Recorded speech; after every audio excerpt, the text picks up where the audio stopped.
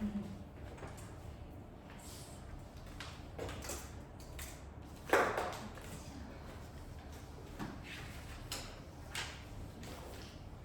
are you ready? Yes. Alright, so thank you for coming today. I'm so happy to see you, and I'm so happy to share my release drainage method, which is self-massage method for your self-care. And this is my new start about to career in another country, and also it's your new start about the self-massage, your self-care journey. Yeah, so please enjoy today, and then please enjoy your knowing yourself. Okay? Alright. So today we are lucky. We are lucky because we have an interpreter. Yes. Miss Bessa. Hi. So shall we start? Yes. Okay.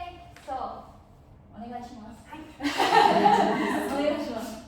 はい。では皆さん、今日は本日本当にお越しいただきありがとうございます。So thank you all so much again for coming today. 私はですね、セルフマッサージメソッドリリナージュというものを開発しているリリーと申します。So my name is Lily, and I have developed a self-massage method, Lilinage. はい。で、私はですね、もともとエステティシャンをずっとしておりまして、サロン勤務を16年ぐらい、10年ぐらいして、でそこからセルフマッサージのメソッドを開発しました。So I worked as a beautician for a very long time. I worked for salons for 10 years before I started developing my own massage method. で、もともと私がエステティシャンになるって決めたのが、なんと13歳の時なんですね。I was 13 when I decided that I wanted to be a beautician. ふわりでしょでもなぜかというと、私自身外見が好きじゃなくて、その当時自分のですね、撮った写真全部破って捨ててたんですよね。And the reason that I decided I wanted to be a beautician was because I really hated the way I looked. And any photos people took of me, I would tear them up and throw them away. そうなんですよ。そうだからね、今なくて、中学時代の写真が一番ないんですよ。So I don't have any photos of me in secondary school. そう。Thank you for a nice reaction. そうなんです。でもその時に多分私のおばあちゃんが何かを察したのか、13歳の私にたるみ用の化粧品フルセット、資生堂をくれたんですね。My granny gave me, I was only 13, but she gave me a set of Shiseido cosmetic products for wrinkles. Yeah, I know, I don't need it. でもその当時、自分のスキンケアを毎日自分の手でしていくことで、だんだんこの肌が綺麗だねと褒められることが増えて、でそこから自分をこう全部否定していたのを肌が褒められることで自分を認めれるようになったんですよね。それが私のセルフケアのスタートでした。But I didn't need it. I was 13, but I started using these creams every day, and people would tell me my skin looked nice, and because I was actually doing something, I started to believe them and believe that actually I looked nice, and that was the start of my self-care journey. そうで、その時に人って外見を少しでも一部でもね、好きなところができればなんか自分のことを認めれるようになるんだなと思って、そこからそれをするお手伝いがしたいと思ってエステティシャンになるって決めたのが13歳の時でした。So I realized that even just having one thing that you start to like about yourself really helps you to accept the whole of yourself, which is why I decided at the age of 13 that I wanted to help other people to like themselves as well, and that I would become a beautician. そうで、そこから迷うことなく本当にエステティシャンになって、で実はイギリスの3ヶ月住んだことがあって、で本当はイギリスにそのまま留学したかったんですけど、こんなこと言わなくていいかもしれない、ビザの関係で取れなくって、オーストラリアで、エステティシャンとして1年間働いた後に、日本でもう一度エステティシャンをして、でその後いろいろあってセルフケアのメソッドを開発することになりました。 So I did. I became a beautician exactly how I wanted to. I actually spent 3 months in the UK back in the day. I wanted to stay longer, but visa stuff. Ended up going to Australia and spending a year there working as a beautician. Then I came back to Japan, and then after a while I started developing my own method. そうで、なんかその何が言いたいかというと、私は本当に世界中の本当にそのオーストラリアっていうところがロンドンと一緒でいろんな人種の方がいるので、本当にいろんな人種の方の、女性の、お悩みに答えてきたんですけれども、どんな人であろうと悩んでることの原因って2つしかなくて。What I'm trying to say is, the point of this is that I've worked outside of Japan, I've worked in other countries. Australia, a bit like London, is a real melting pot. There's lots of different ethnicities living in Australia, so I've met a lot of people and heard about their troubles, and it really seems that there are 2 main reasons why people are unhappy. 何かというと、一つは自分のことを知らないんですよね。なんだかんだで、例えば、これはもしかしたら日本でもオーストラリアでもいらっしゃったんですけど、自分をじゃよりも他の人を見てジェラシーを感じたり、なんかあの人みたいになりたいと思ったり、本当の意味で自分に触れていない、見ていないっていうのが一つ。そしてもう一つが、体とか、心のことを知識を持っていないっていう人がとても多かったです。はい、2つです。One is, the first reason is that the people would be jealous of other people. They would look at others and think, I want to be like that, because they weren't really in touch with their true self. And the second is that they don't really understand their own body. なので、自分に触れて、自分の状態を知っていくっていうセルフマッサージメソッドを開発していくと、エステティシャンとして働いてた時よりももっといろんな人から自分のことが好きになったりとか、自分のなんていうのかな、自分のボディライン、今のまま太かろうが細かろうが今のまま好きになったっていうお声をたくさんいただいて、今はこのメソッドで本当に日本では、何万人の方が今していただいているメソッドになっています。And this method is all about getting in touch with yourself, being in contact with yourself, understanding yourself through self-massage. And by doing that, so many people have said that they like themselves more as a result. That they like their body as it is now as a result. They might be thin, they might be fat, but because they've been in touch with themselves, they love themselves more. And this is something I've really experienced teaching this method in Japan. Now there are tens of thousands of people in Japan who now use this method. そうなんです。なんで実は本も出してる。Even or at least book. そうなんです。で、来年も本が出るんですけど、そんな感じでね、本当に今少しずつ広がっていっているような状態で、今日は皆様にそれを体験していただくのを私自身とっても楽しみにしていました。So this book has already come out. I've got another one coming out next year. So I'm trying to spread this self-massage method bit by bit, and I'm excited that you guys get to try it today.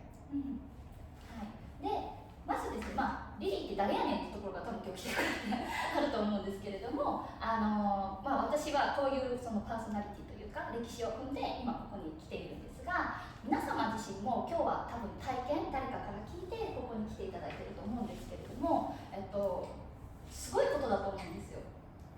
世界中に人がいるので。ごめんなさい。So I'm sure you all came here today thinking, who is Lily?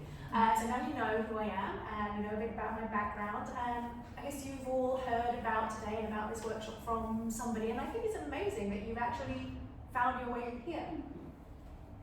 なので、この時間をすごくいいものにしたいからこそ、皆様にとって今、皆様の名前と、今日は特に何が知りたくて来たのか、そしてまだいきます？教えていただきたいのが、もし大丈夫であれば、誰をきっかけに今日知ってここに来てもらったのかっていうことと、今の体の悩みがあれば教えてください。もしくは悩みじゃ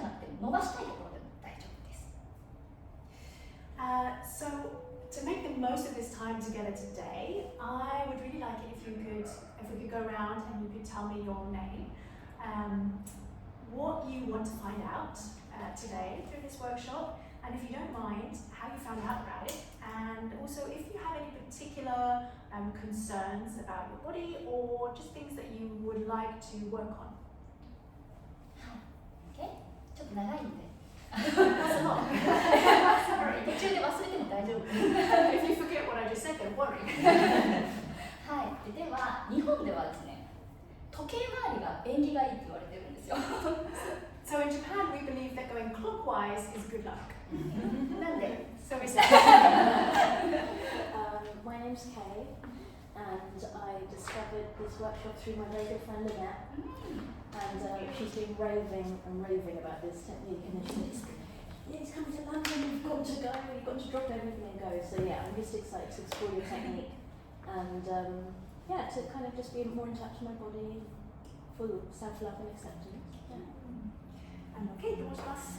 すごく仲のいい友達のリレットさんからこのクラスのことを知り、テクニックのことを知って、で彼女も大ファンなので、リリさん、ノートに行くよ、ぜひぜひ行ってくださいって言ってきたから来てみました。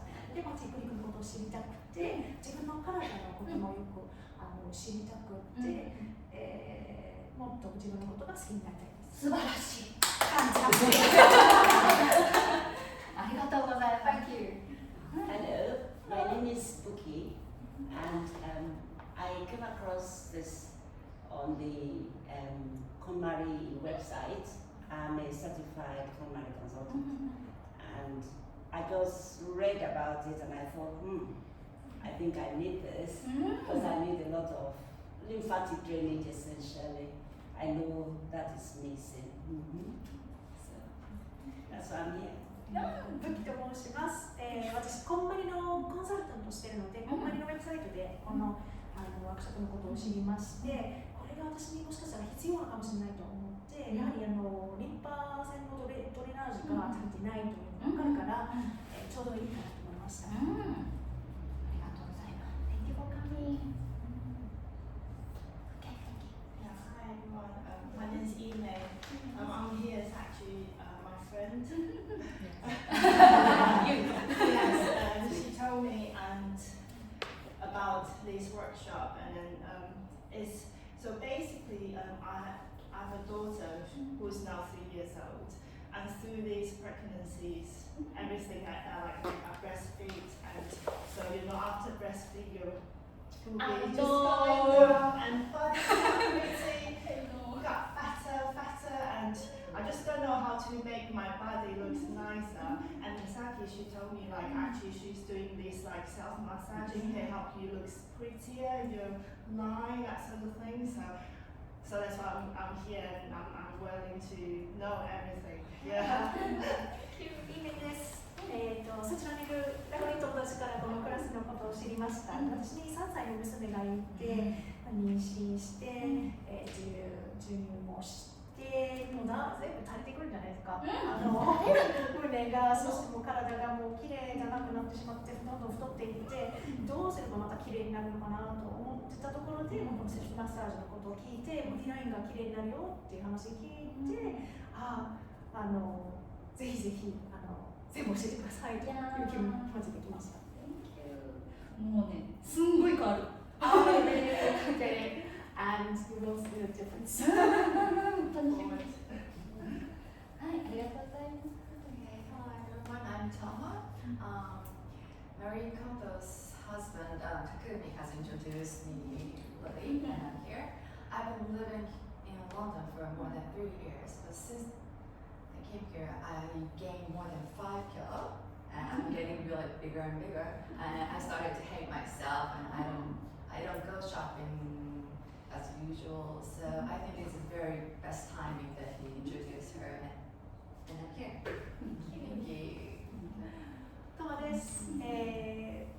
コンマリさんの旦那さんのタクミさんから聞いたんですけど、私ロンドンに3年以上住んでるんですけど、ロンドンに来てから大きく太ってしまってて、体が嫌になってしまってて、もう買い物とか行かなくなったんですけど、ちょうどこれを知ったタイミングが良かったなと思います。私、それこそ日10年ぐらい前にロンドンじゃないわギルフォードに住んでたんですけどティムタムで5キロ太りました。ティムタムってご存知ですか？ティムタム食べて太った。5キロいらないその役。ティムタムってオーストラリアでなかった？あ、でも日本イギリスにもあ、そう多分なぜか So it was 10 years ago that I lived in Guildford, and I put on 5 kilos just eating Tim Tam cookies. ダブルチョココーティング。Hi, my name is Kyung-jin, and actually I'm a friend of Wee-Mei. Yeah, she just sent me the message last week, and she just recommended this workshop, and then I have like almost the same reason because I have a daughter, like she's almost 5, and because I'm from Korea, and in Quebec in Korea, after birth we have like special massage for like the body, and after that my body. Of course, my body shape changed, and also blood. My body, I don't know. I feel like swollen all the time. So I tried to find a good massage shop, but in here, I couldn't find any of them. Yeah, and then like okay, maybe I have to do exercise or diet. I do everything, like I can do. But and then I always give up. Like I always give up because even I go to Korea, you need to be, constantly you have to have the massage, this kind of massage. And so Ime recommended this workshop. So like, wow, it's really good because you learn yourself. You can do myself, And then I told my husband, oh, you can do that to me after. Yeah, and then I was like, oh, should I go? Should I go? So so that's why I'm here. Yeah. You should teach him to do Yeah. that. Oh, I'm working, so I cannot go, but you can go instead of me. キョンジンです。実はイメさんの友達で、先週このワークショップのことを彼女に知ったんですけど、私も5歳近くの娘がいて、韓国人なんだけど、韓国ですと産んだ後にマッサージに行くんですよね。で、もちろん私も体のシェイプが変わってきていて、もうずっとむくんでる気がしていて、で、マッサージしてかそうと思ったらいいのがなかなか見つからなくて、だからもう運動すればいいとかダイエットすればいいとか思って全部試したんだけど、なかなか元に戻らなくて、それで諦めかけたところで、韓国だったらマッサージに通ってたんですけど、このワークショップのことを知って、これだったらセルフマッサージだから自分でできるよってイメさんが言ってくれて、それで旦那さんに言ったら、僕もマッサージしてくれって言われて、で僕は仕事だから行けないんだけど、行ってらっしゃいって言われて、じゃあマッサージを覚えて、旦那にもマッサージを教えましょうと。ありがとうございます。なんかね、それこそ奥様が学ばれてご主人にして夫婦仲完全に改善してるところすごい多いんですよね、実は。There's actually a lot of people a lot of women who learn the technique and then teach it to their husbands, and then the couple just change completely.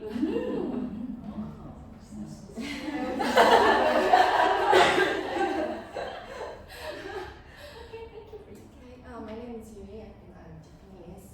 Well, one of my friends in Japan, Kaori-san, who is perfume therapist, introduced me to this workshop. And after I turned 30, I feel like my body is getting older and older. And especially I'm interested in how to connect the body and mentality. So the way. なるほど。Yeah. ゆりさん。Kaori-san. ゆりさん。はい。ゆりです。友達のかおりさんが紹介してくれたんですけど、30歳になってから体がどんどん年取っていってるのが感じていて、特に興味があるのが、心と体との関係です。来年出す本それです。That's actually what my next book is about. みんな今日知れるかな。You won't find out about it. Hi, I'm Hester, and like Bookie, I'm a KonMari consultant. So yeah, I help people to declutter and organize their homes using Marie Kondo's method. And it's Mary Kondo's company who told me about this workshop, so that's why I'm here.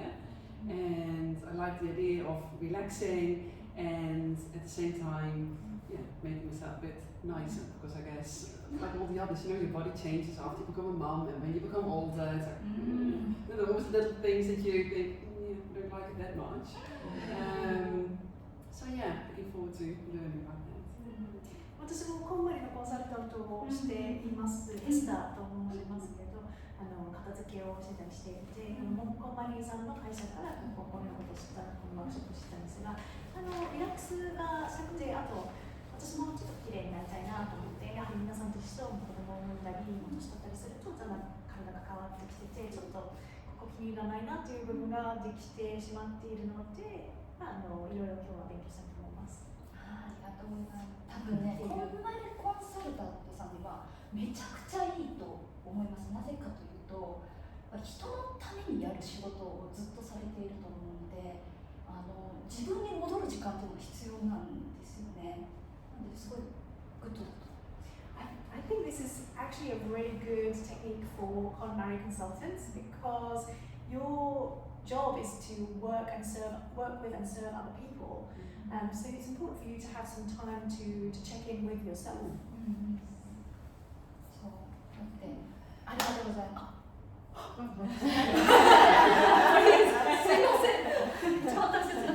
Hi, I'm Misaki. I came here in London 5 years ago or something. I already know Lily since she started for Instagram like 6 years ago. And then I just doing the self-massage myself because my leg is always swelling and puffing all the time since high school student. So I find her and then really good. So I'm just kind of happy to help her today, and then just like happy to see everyone to introduce today. And then my problem is I'm pregnant at the moment, so I'm just going to have a body change quite a lot. So I'm just like need this one to learn more. That's why I'm here today. 美咲です。5年前、リリーさんがインスタグラムでた時からずっとフォローしていて、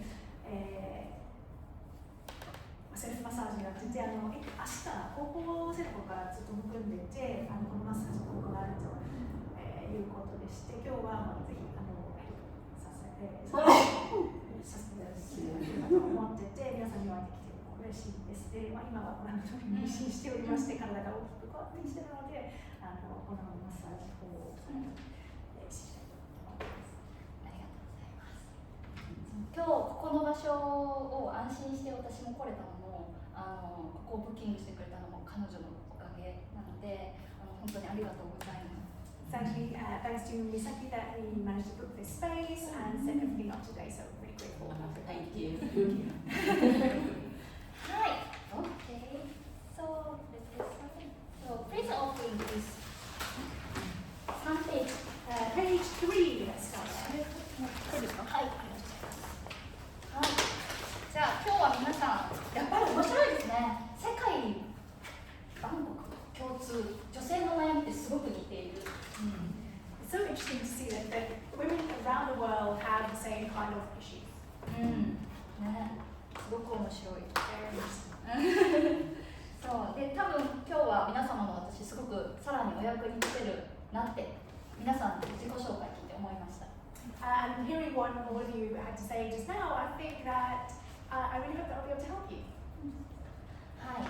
じゃあまずリリナージュっていうものを今日は体験していただくんですけれども、それが何なのかっていうことを先にお話を少しさせてください。So today we're going to be doing Villinage, and I'm going to start by just explaining to you what that actually is. ちなみにセルフマッサージってものを今までにやったことがある方いらっしゃいますか？ Has anyone here actually tried self-massage before? おお、素晴らしい。おお、素晴らしい。Face reflex. ちょっとだけ。いや、素晴らしい。ありがとうございます。ね、リリナージュっていうものは、私が考えたそのセルフマッサージのメソッドではあるんですけれども、特徴がさっきねゆりさんがおっしゃってくださったみたいに心と体どちらものマッサージをすることです。セルフマッサージ、どちらものセルフマッサージ。 So Liminage is a self-massage method that I've come up with, and as Yuri mentioned, what's important about it is that it massages both the body and mind. 私たちやっぱ生まれた時からこの体で生きてきてて、で心があって、で、魂があって、でこうやって全こう一つで生きてきているので、全部やっぱりつながってるんですね。でこれがどうつながってるのかは今日は詳しくお話をしていきますが、そのようにこう全身を自分を感じていく時間に今日はなると思います。 So we were all born with our bodies. We've been living with them since then. We also have our hearts, our minds, and they're all connected. And today we're going to look at how they're connected. And it's going to be a time really to take in the whole of ourselves. じゃあリリナージュを体験してくださった、その日本人の方、もしくは海外の方もいらっしゃるんですが、今までどんな体と心に変化があったのかっていうのをご紹介します。 Now let's look to begin with at the sorts of changes that people in Japan and outside of Japan who've tried Liminage have actually experienced both in their body and their mind. まず一つ目が、一番よく言われるのが、体温が上がった。The most common thing that people say is that they feel warmer, their body temperature is higher. やっぱマッサージするのでね、血流が良くなりますね。 And what that means is because of the massage, your circulation has improved. そして二つ目がストレスの改善ですね、リラックス。 The second thing people say is that they feel more relaxed, that it's helped to alleviate their stress. そして、睡眠の質、よく眠れるようになった。 The third thing is the quality of sleep. People find they sleep better.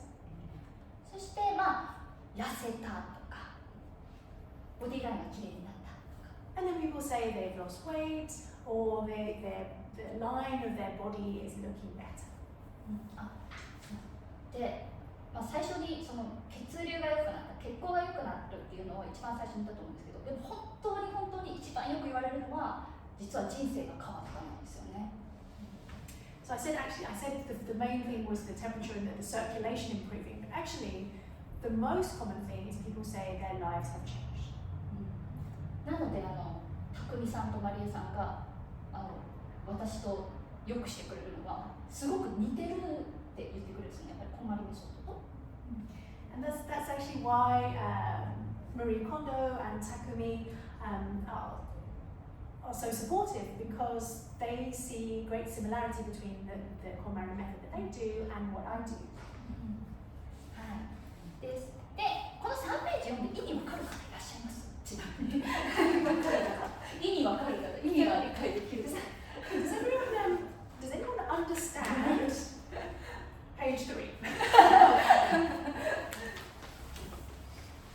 なぜかというと、多分ディープリンパティックドレナージュっていうのもあんまりコモンではないというか、なんて言うんですか。 The reason I ask is because what it says here, deep lymphatic drainage massage, is not all that common. だし、マインドアプローチって言ってるんですけれども、そのセルフコーチング、しかもその自分の深い心の部分のセルフコーチングっていうのもそんなにメジャーではないですよね。 And also, what it says here, the combination of body and mind approach, the mind side of things, the self-coaching, going deep within yourself, looking into your heart and mind is not that widespread, I don't think. でもじゃあ何をするかというと、実はすごくシンプルで、 It's actually very simple what we're going to do. 自分の体と心に触れて、 We're going to get in touch with our body and our mind. で、自分のここ硬いんだなとか冷たいんだなとか、あと私これ嫌って言ってるとか好きとかに気づく。 And we're going to discover and realize, oh, I'm feeling cold, or oh, this bit's stiff, or oh, I really like this part of me. Oh, I'm not so sure about that bit. で、だんだん自分のことが分かったりし知るようになるとだんだん自分に興味が持っていったり自分のことをこう好きになっていく、私はめでるっていうんです。自分のことをこうめでれるようになってきます。 And as we grow to understand our bodies and know ourselves, that will lead to us taking more of an interest in ourselves, finding it easier to love ourselves and to cherish ourselves. はい、でそうすることによってやっぱり皆さんなんとなく想像できると思うんですけど、自分のこと嫌いって思ってる時って体硬かったり頑張らなきゃって思ってる時体硬いんですけど、あ、いいじゃんってなるとこう体も心もふわって緩むんですよね。 And I'm sure you can imagine when we don't like ourselves, or when we think I really need to do better, we freeze up, we go all stiff. But if we start from a place of loving ourselves, we feel much more relaxed. そうすることによって皆さんがこれからしていく選択が変わったりとか、あとは、皆さんがやってみようって思う挑戦するハードルが下がったりとかして、どんどんいろんなことを、なんていうかゲットしていくようになります。 And when we start from that place, the choices we make change. It becomes easier to try new things that we want to try.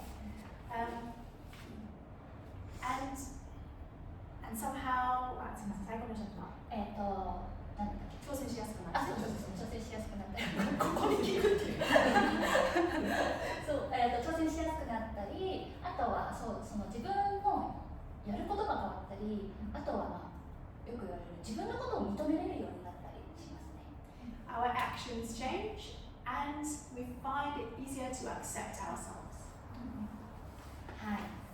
ですなので、本当は実は言うとこれ最初ダイエットのためのメソッドだったんですよね。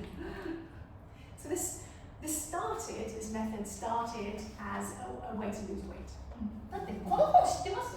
10日間であなたの体は痩せたがるって書いてあるんです。 So this was my first book. In 10 days, your body will want to lose weight. 知りたい？英語知ってます？ It's in English, that's why. 英語になってますか？ No, please. Google Translate. Google Translate. Translate. めっちゃ長いよね。 It's very long. そうでも確かにこれはすごく効果的なマッサージだったんですけど、でもそうすることによって次のページの7ページ目見ていっていただくと、これとはまたちょっとなんでメソッドがちょっと変わったんですよ。 So it started as a way of losing weight, and it works, but then it's changed since then. So if we look at the next page, you'll see what I mean. その痩せるっていうところからだんだんみんながこう自分の体をセルフケアしていくことで自分を好きになっていって人生が変わっていったっていう経験から、そのめでる緩むが追加されたっていう感じですね。Because as people were doing it in order to lose weight, they found that going through this self-care routine helped them to start loving themselves, and their lives changed as a result. はい、で4ページの方なんですが、 So the lady on page 4, この方ね、子供5人いるんですよ。 she has 5 children. すごくない？ It's really amazing. そうでしかも2人双子。Two of them are twins. Wow. そう。ワオでしょ。そうしかも上3人と下2人お父さんが違うんですよ。 And the oldest 3 and the younger 2 that have different fathers. そうで彼女は夜勤を週に何回かする看護師さんです。 She's a nurse. She works night shifts several times a week. 私も看護師です。そうハードよね。 It's hard work. そうそうなんですよ。で、何が言いたいかというと、彼女は人に頼ることができなくって全部なんていうかナースの時の今もそうなんですけど、その責任感を自分で負うことであったり、上と下でお父さんが違うからこそ、自分で全部やらなきゃと思って家事も全部やってたんですよ。 And the thing with her was she didn't feel like she could rely on anybody. She, in her home life and in her job, she had so much responsibility. And because her her children's dads were different, she felt that she just had to do everything. So she was doing everything around the home as well. その結果、この2021年6月18日の体になってたんですよね。And you can see her, the top right-hand photo, which was June 2021. そうなんです。で、この体になって来てもらった時に、私に言われたのが、この方はなぜ私のところに来たかというと、私スーパー母ちゃんになりたい。And when she came to me, I said, what do you want to get out of this? And she said, I want to be a super mom. もっと頑張りたい。I need to do better. なんで私はじゃあまずね彼女に何をしてもらったかというと、もちろん体に触れるセルフマッサージと、もう一つがスケジュール全部書き出してもらったんですね。So of course I took her through the self-massage method, but I also got her to write out her schedule. で、自分しかできないことと自分じゃなくてできることを全部分けてもらいました。And I wanted her to divide everything on her schedule up into things that she was the only one who could do, or things that actually it didn't have to be her doing those things.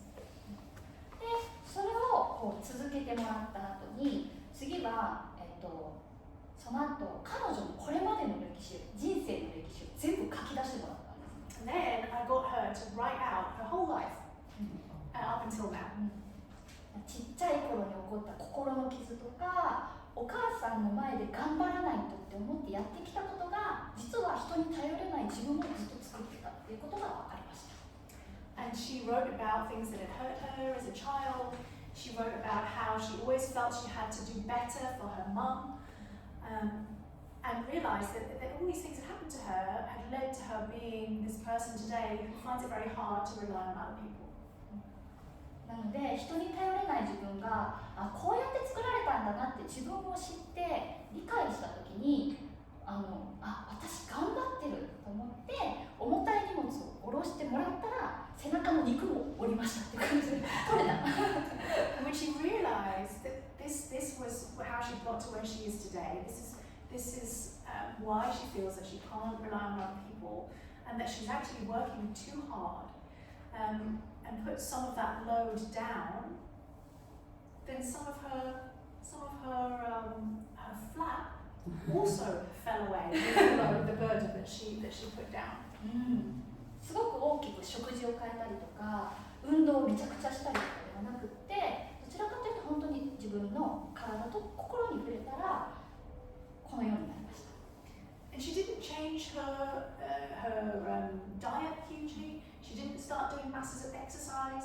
She just got in touch with her body and mind, and this was the result. 嘘だと思うでしょYou don't believe me right now. でも終わった頃には分かると思う。多分今日の終わりには分かると思う。 I think by the end of today you'll understand. そうで、この方最終、4ヶ月間って言ったらいいですかね。で、体脂肪が 5% 落ちて体重6キロ落ちましたね。So in 4 months, her body fat percentage went down by 5%, and she lost 6 kilos. そうでも一番彼女にとって良かったのは人に頼れるようになったことなんですよ。 But for her, the very best thing that came out of this was that she found she was able to rely on other people. そうなのでリバウンドせずに今も綺麗な状態を保っています。 And so she's kept that up. She hasn't gone back. She's never looked back. これが、心と体どちらからもアプローチしたセルフマッサージですね。 So this is self-massage seen from the body and from the mind approach. じゃあ次の5ページ目を見てみてください。 Look at the next page. Right.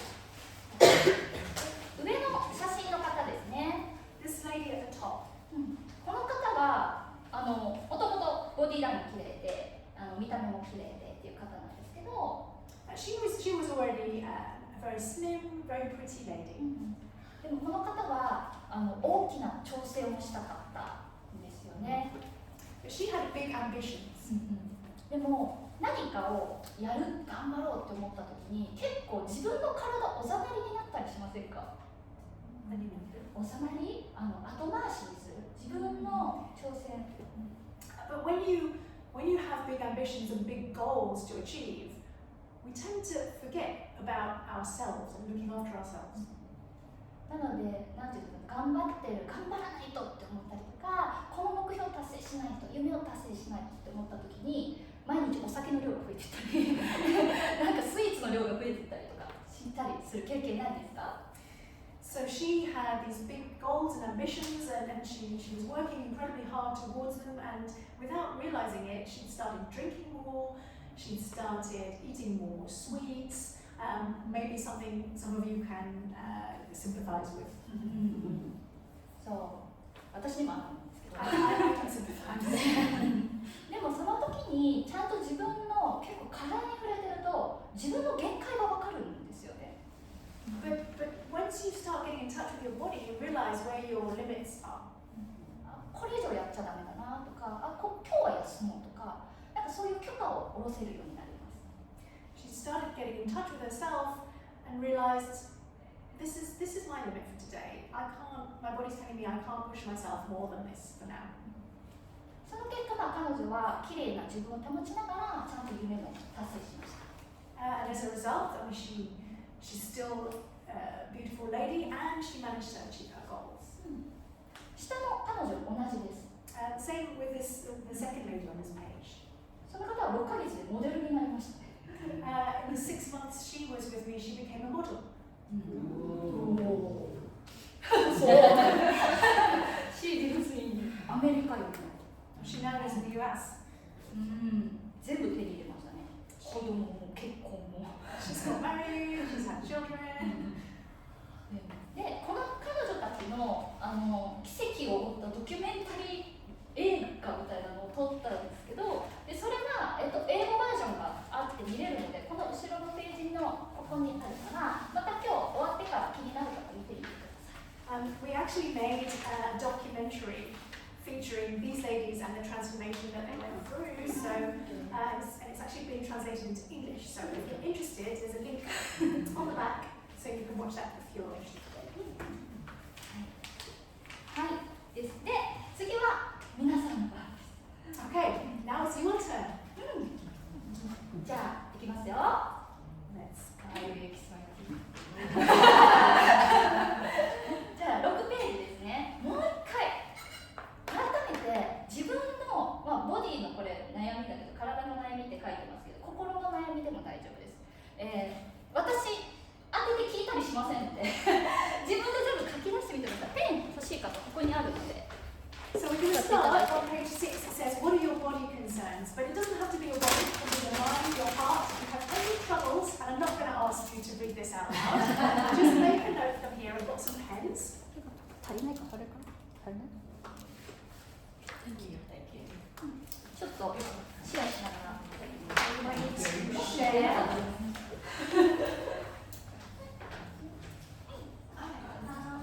来ました。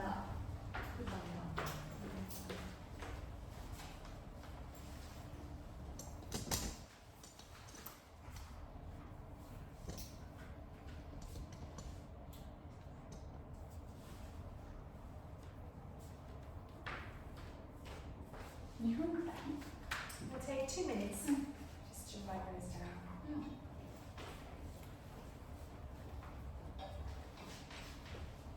これって私映ってるんですよ。ギリギリ下の方なんですけど、もうちょっと下にした方がいいですか？映ってるんですけど、このギリギリ画面の下の方に映ってる。もうちょっと下に下げていい？多分そっちから下げてもいいかな。こっち？こっち。あ、そうだ。これで私ちょっと見えるかな。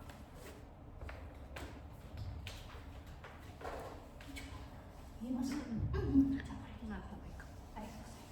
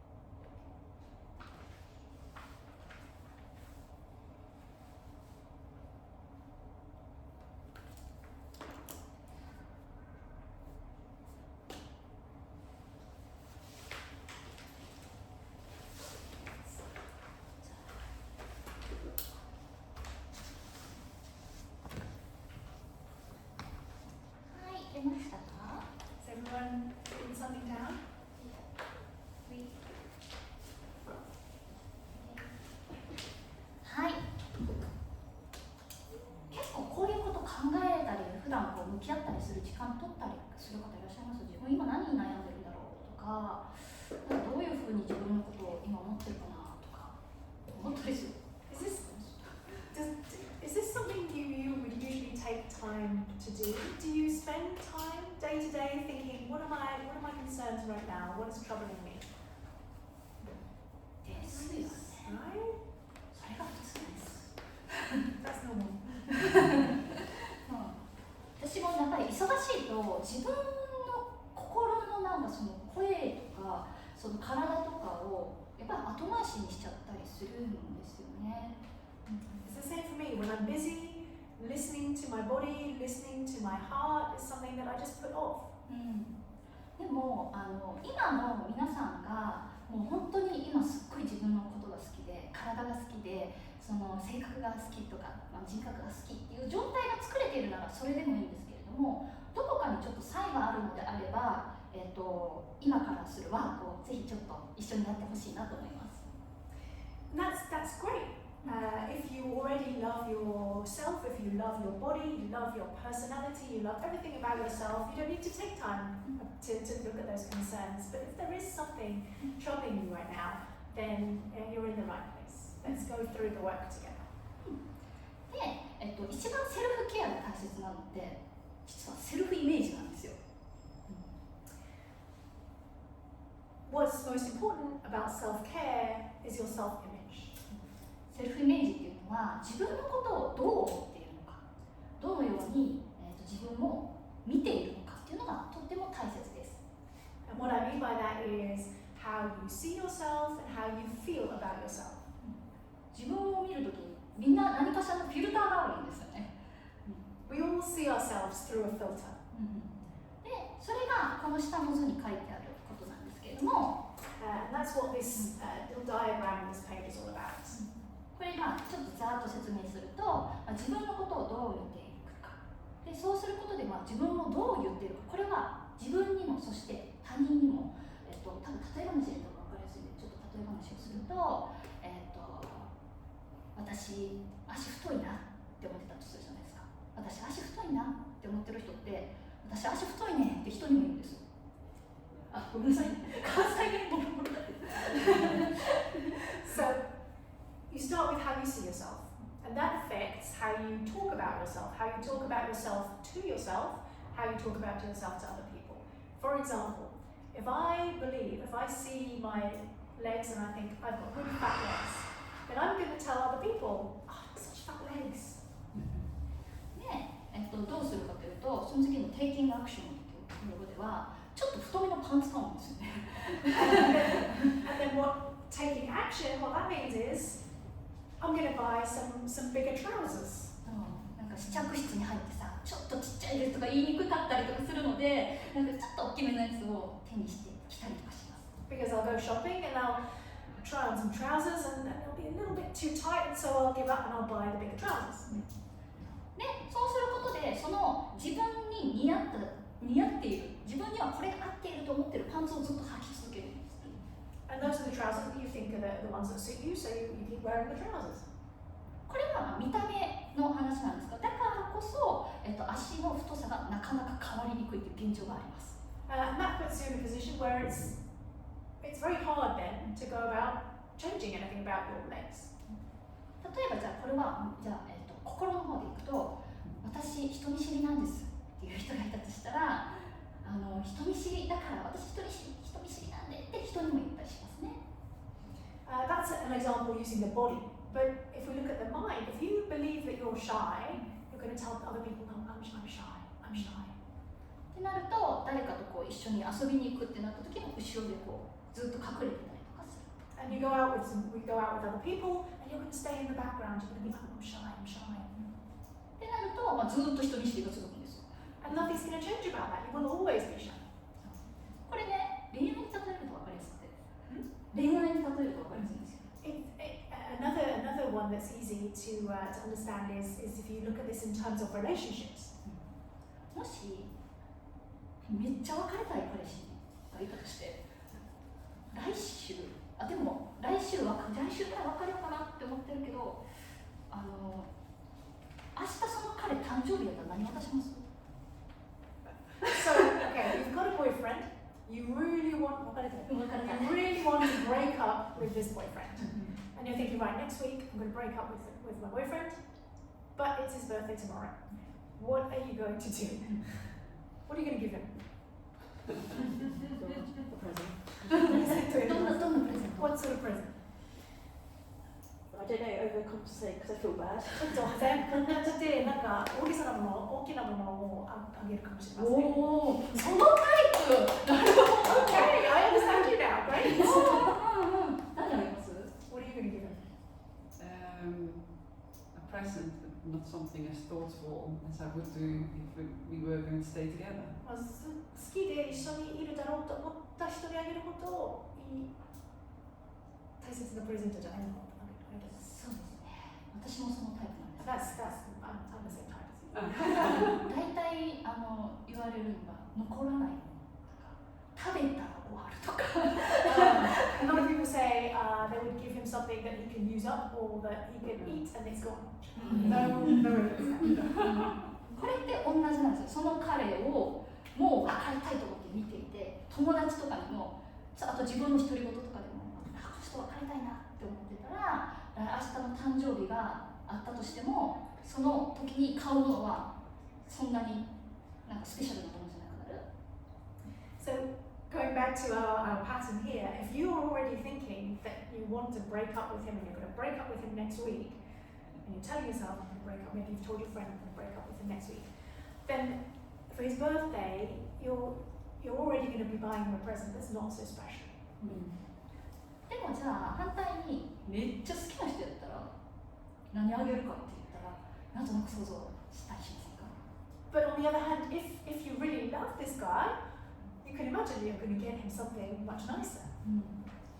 もうこの人以外いないって思ってたりするとすごいよね。 If you're thinking this is the one for me, it's a whole different story. でもそれと同じこと自分にしてます。 But you're doing the same thing to yourself. 自分をどう見てるかによって自分に与えてるもの、選んでるものが全部変わってきて今の結果を手に入れてます。 The way that you see yourself affects the things that you give yourself, the choices that you make for yourself. And that's what's brought you to where you are today. だからセルフイメージっていうのがとっても大切です。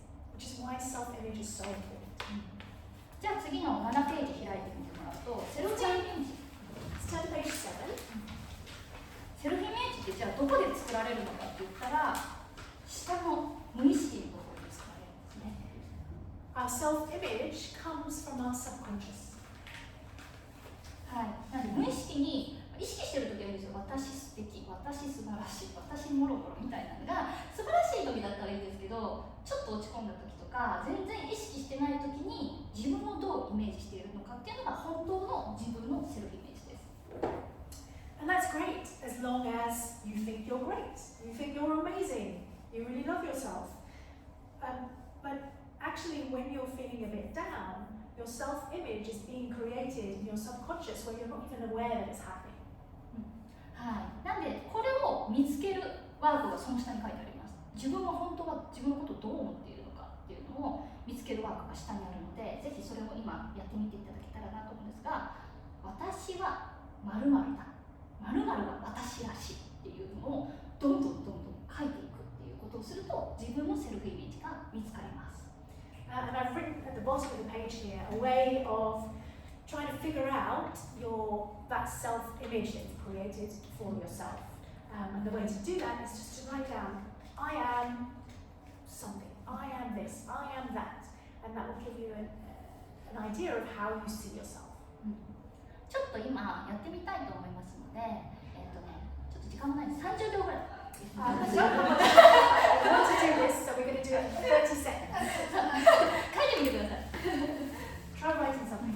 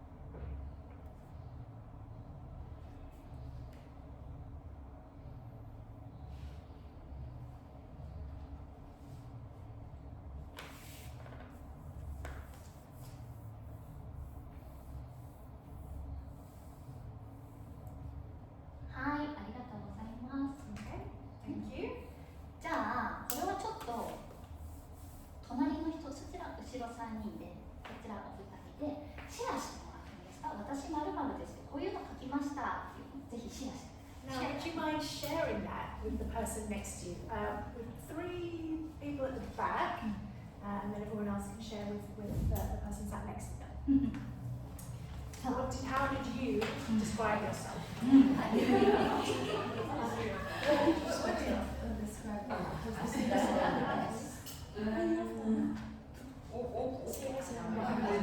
You are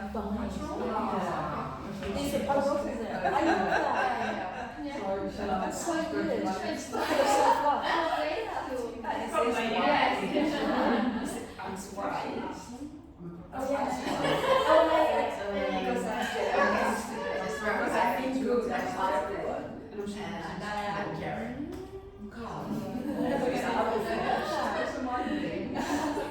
I thought it was right, but I didn't know it's like I was like not in the place to be Yeah, I can think about something about mom, without doctor, and If you are asking me this at your age, when I was your age, your return was smart. Oh, yes. All of these yeah, and what I have become.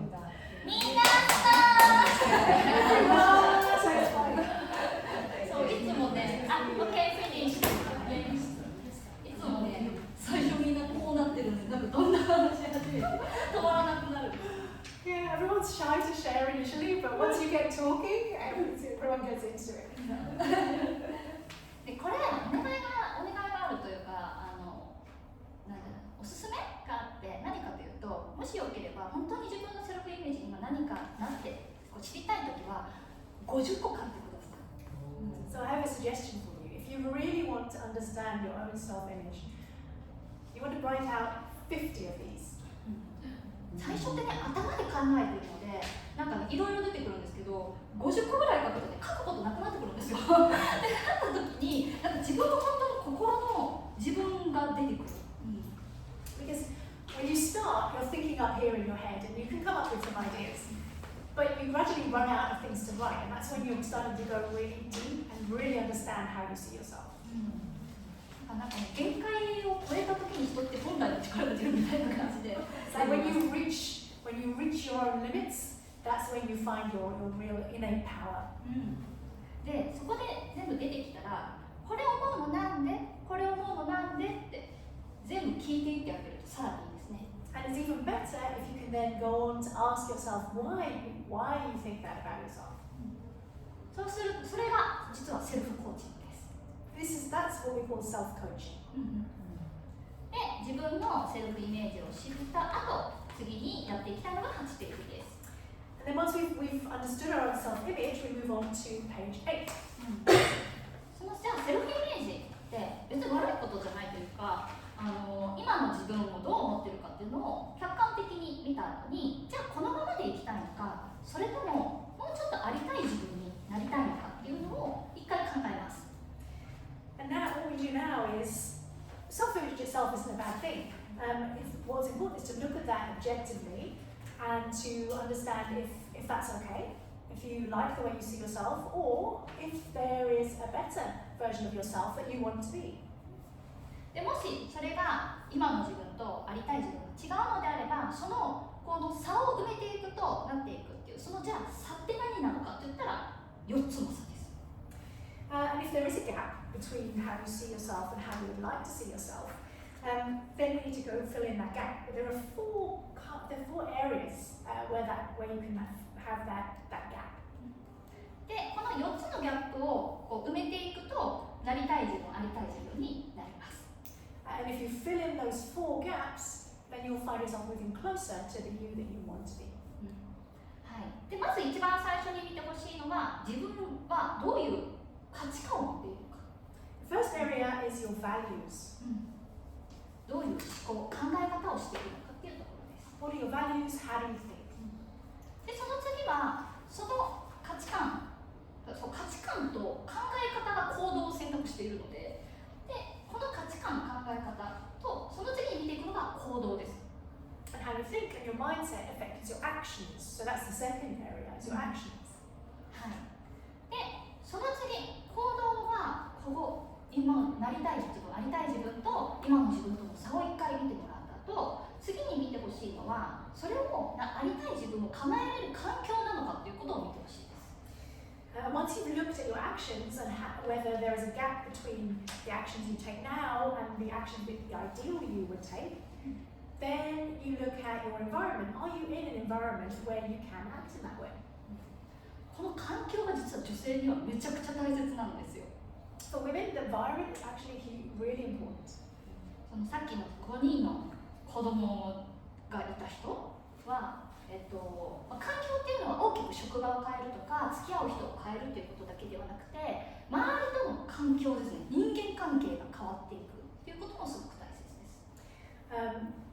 Like with the lady who had 5 children, an environment doesn't just mean big changes like changing your job or changing your partner. It's all of the relationships that you have with those around you. なんかこれはあるあるなのかしら、海外でも。女性ってやっぱり環境に流されやすくって、日本でよくあるのはすっごい純粋だった子がヤンキーと付き合ってヤンキーになったりとかするんですよね。あります？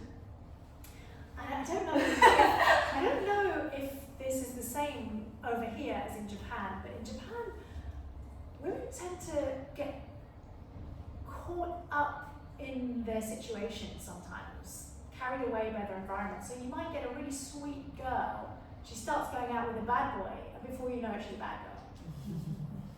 あるあるなんですね。そうそう。だからどういう人と付き合うのか、お友達もそうだけれども、どういう人と付き合っているのか、どんな環境に自分を身を置いているのかっていうのはすごく大切です。It's the same with your friends. The people you're friends with, the environment that you put yourself in is really important. で、その次に大切なのが情報ですね。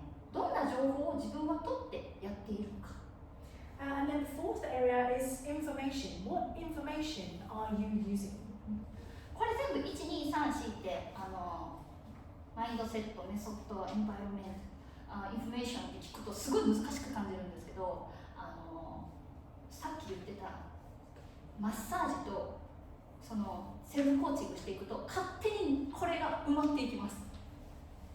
It sounds complicated. There's a lot of things. There's your mindset, so your values and thinking, method, your actions, information, environment. There's a lot. But you will find that if you do the self-massage, if you do the self-coaching, these gaps will fill themselves in naturally. 知らない間に人生変わってたってだからよく言われるんですよね。And I mean, people always say that without even realizing it, their life will change. ちょっと嘘くさいんですけど。Still not quite believing it. でもその、これがここまでがその自分の心と向き合うセルフコーチング、セルフマッサージですね。So this is the self-coaching bit, the self-massage of your heart, of your mind, if you like. なぜじゃあセルフコーチング、マインドのことが最初に来ていて、後から今から体の説明をするかというと、あなたのやっぱり今までの歴史が全部体に刻み込まれてるんですよ。So the reason we've looked first at the mind before we go on to the body, which is what we're going to do now, is because everything that's happened to you up till now, your whole history, is written in your body. 面白いのが、私、後ろ姿の女性の背中を見ると、この人はなぜ今、体が痩せにくくなっていて、どういう生活習慣をしていて、何を食べていることが多くって、どんな気持ちで過ごしているのかわかります。It's really interesting. I can look at a woman from behind and generally tell why she looks this way, why she's struggling to lose weight, what she likes to eat, what kind of lifestyle she's living. 怖いでしょ。 Just a little bit scary. 脱ぎたくない曲。This is why people say, right, I'm keeping my clothes on. でもね、それぐらい全部体を教えてくれてるんですよ。皆さんの気持ちや今までの人生を。Because your body tells me how you feel, and it tells me the life you've led. だからそのさっきの5人のお母さんに私がスケジュール全部書き出して言ったのは、この人背負ってるっていろんなものを背負い込んでるって思ったっていうのはその後ろ姿を見て知ったんですよね。That's why I got that mum of 5 to write out her whole schedule, because I could see just by looking at her back that she had this huge weight on her shoulders. そうです。なんで体には全部出ているし、理論的なところから言うと、皆さんの感情でホルモンが出ます。So the body tells us all of this. And also, thinking about it logically, the hormones produced in your body also affect your emotions and feelings.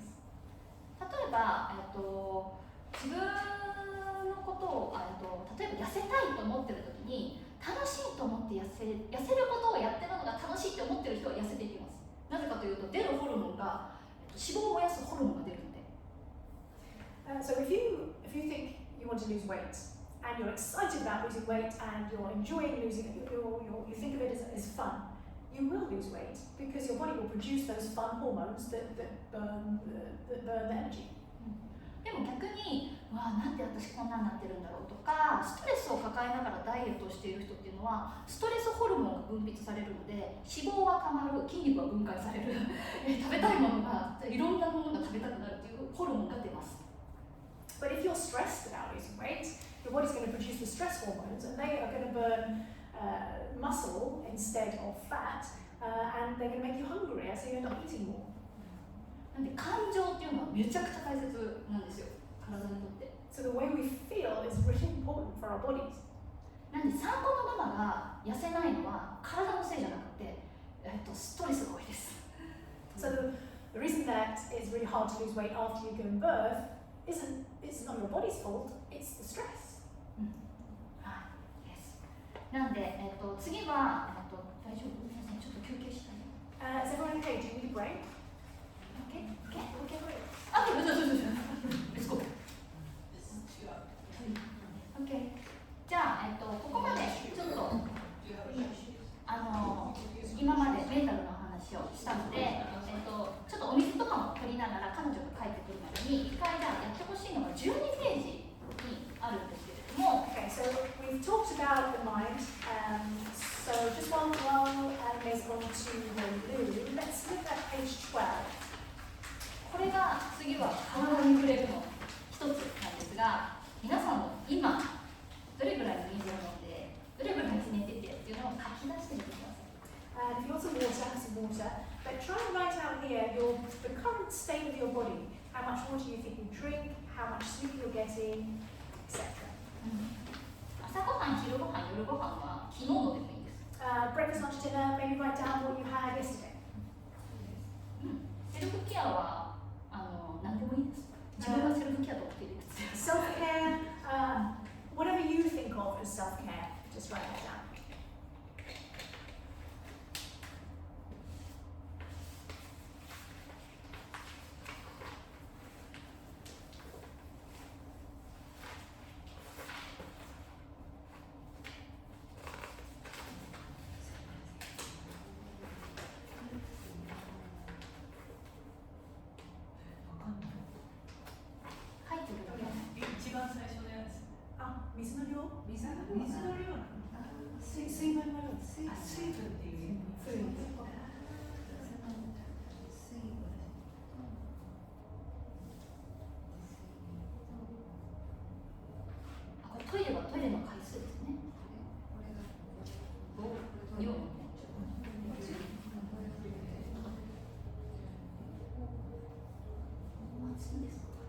This is the bowel movement. Bowel movement is how many times you do number 2. Oh, okay. Number 1, number 2. ああ、そうなんだ。面白い。あ、なるほど。ワンが2をすごく。そう。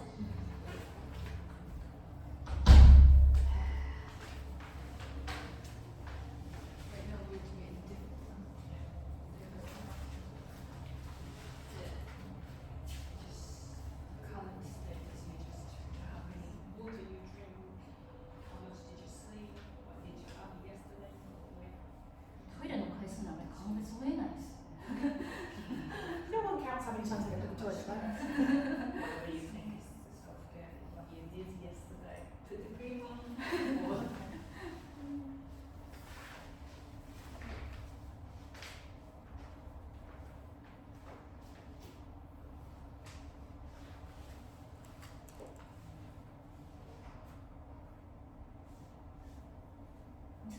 そこ暑い。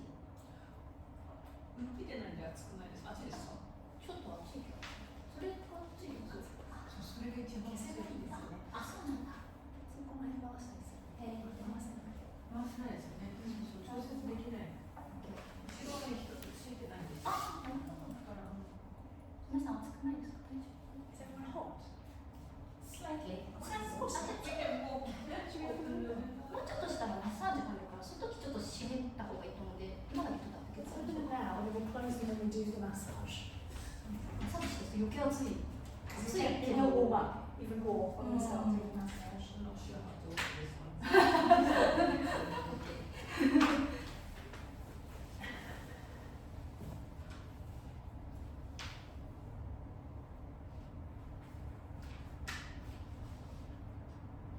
涼しい。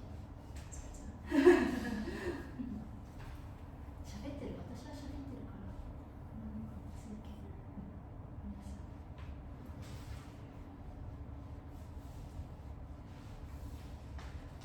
いけますか？ Are we ready? ね。ありがとうございます。 Thank で you very は、 much. 次は、ちょっと9ページに戻りまして、We're going to go back to page 9 now. めちゃくちゃ大切な話をします。 This is very important. これは何歳、何人、どこの、その何歳、何人とか、何にも関係なく、みんなに共通する体の仕組みですね。So this is about how our bodies are made, and we are all the same. Doesn't matter where we come from or how old we are. はい。じゃあまずさっきは、セルフコーチングっていう心のマッサージをしたんですが、次はセルフマッサージをするってこと、体のことを知らないとちょっとマッサージしにくいところもあったり、効果的にならないので、効果的にマッサージをしていくために体の仕組みを説明します。So we've already massaged our minds. We've been through a bit of self-coaching. Now we're going to look at the body, and if we don't understand how the body works, it sometimes means that our massage isn't as effective. So I'm going to explain to you a bit about how the body works. ちなみにリンパって何かご存知ですか？ Has everyone heard of lymph? You must be know.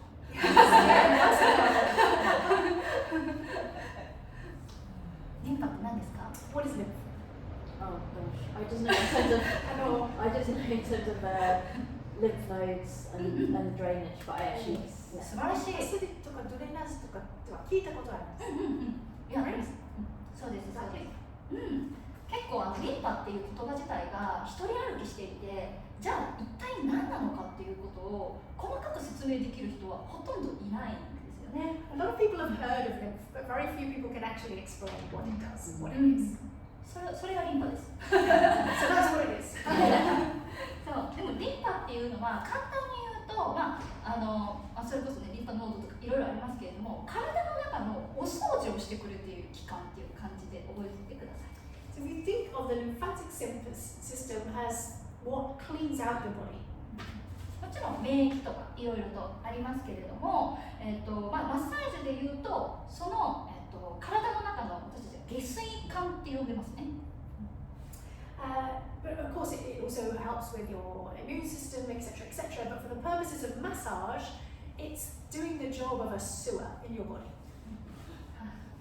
下水管です。この現代人、下水管がなかなか詰まってる人多いんですね。And a lot of us, those sewers are getting blocked. なぜかというと、さっき皆さんも書いていただいたこともあるかもしれないですが、水を飲む量が少なかったり。One of the big reasons for that is because we don't drink enough water. You might have discovered that when you wrote how much water you drink. あとは睡眠時間が少なかったり。 We don't sleep enough. 水飲みたくなるでしょ。そう、だから綺麗な水を入れるってことは体の中の下水管を掃除してるっていうふうにイメージしてもらえるとすごいと思います。You think of the water that you drink as cleaning out that sewer system in your body. で、ちょっと私絵が下手くて申し訳ないんですけども、これ一応体わかります？ Now I'm not an artist, but can you tell that this is a human body? OK で、リンパっていうのは体の下水管なんですが、その体の関節の節 So the lymphatic system is the drainage system of our body, and as you mentioned, you have lymph nodes in your joints. でそこは何かというと、体の中の、ゴミ箱みたいなところですね。The lymph nodes are like the bins, the rubbish bins of your body. でそれがどこにあるかというと、この図にも載ってるんですが、I've drawn a picture here of where those are, but this is where they are. 私のこのリリダージュで大切にしているところは膝の裏、そして鼠径部、そしてこのお腹のところと脇と鎖骨です。The important ones in Lilinage are the ones behind your knees, in your groin, in your tummy, in your armpits, and then up here in your neck. でこのリンパ節をイメージしてマッサージをするっていうことが深層リンパのマッサージです。And the type of massage that we're going to do is a deep lymphatic drainage massage, which we do bearing in mind the position of these lymph nodes. これちなみに体の、いわゆるゴミ箱一番最後どこだと思います？一番最後、ラスト。 Where do you think the last bin, the last rubbish bin in the body is? 全部一番最後ここに回収されてくるっていう場所があ So る。 it goes all the way around the body. Where does it end up? 自分のちょっと指してみてください。ここ Try point on your own body. Which one you think is the final destination of all the bad stuff? そこから、いわゆる肝臓とか腎臓に行ってろ過されて出てくるんですけど、 Because that from this particular lymph node, it's going to go to the kidney, to the kidneys, to the liver, to be removed from the body and filtered. Maybe the groin ones? I don't know. ここですか？あ、いいですね。 Good guess. ここなんですよ。 Oh. 今日さすがです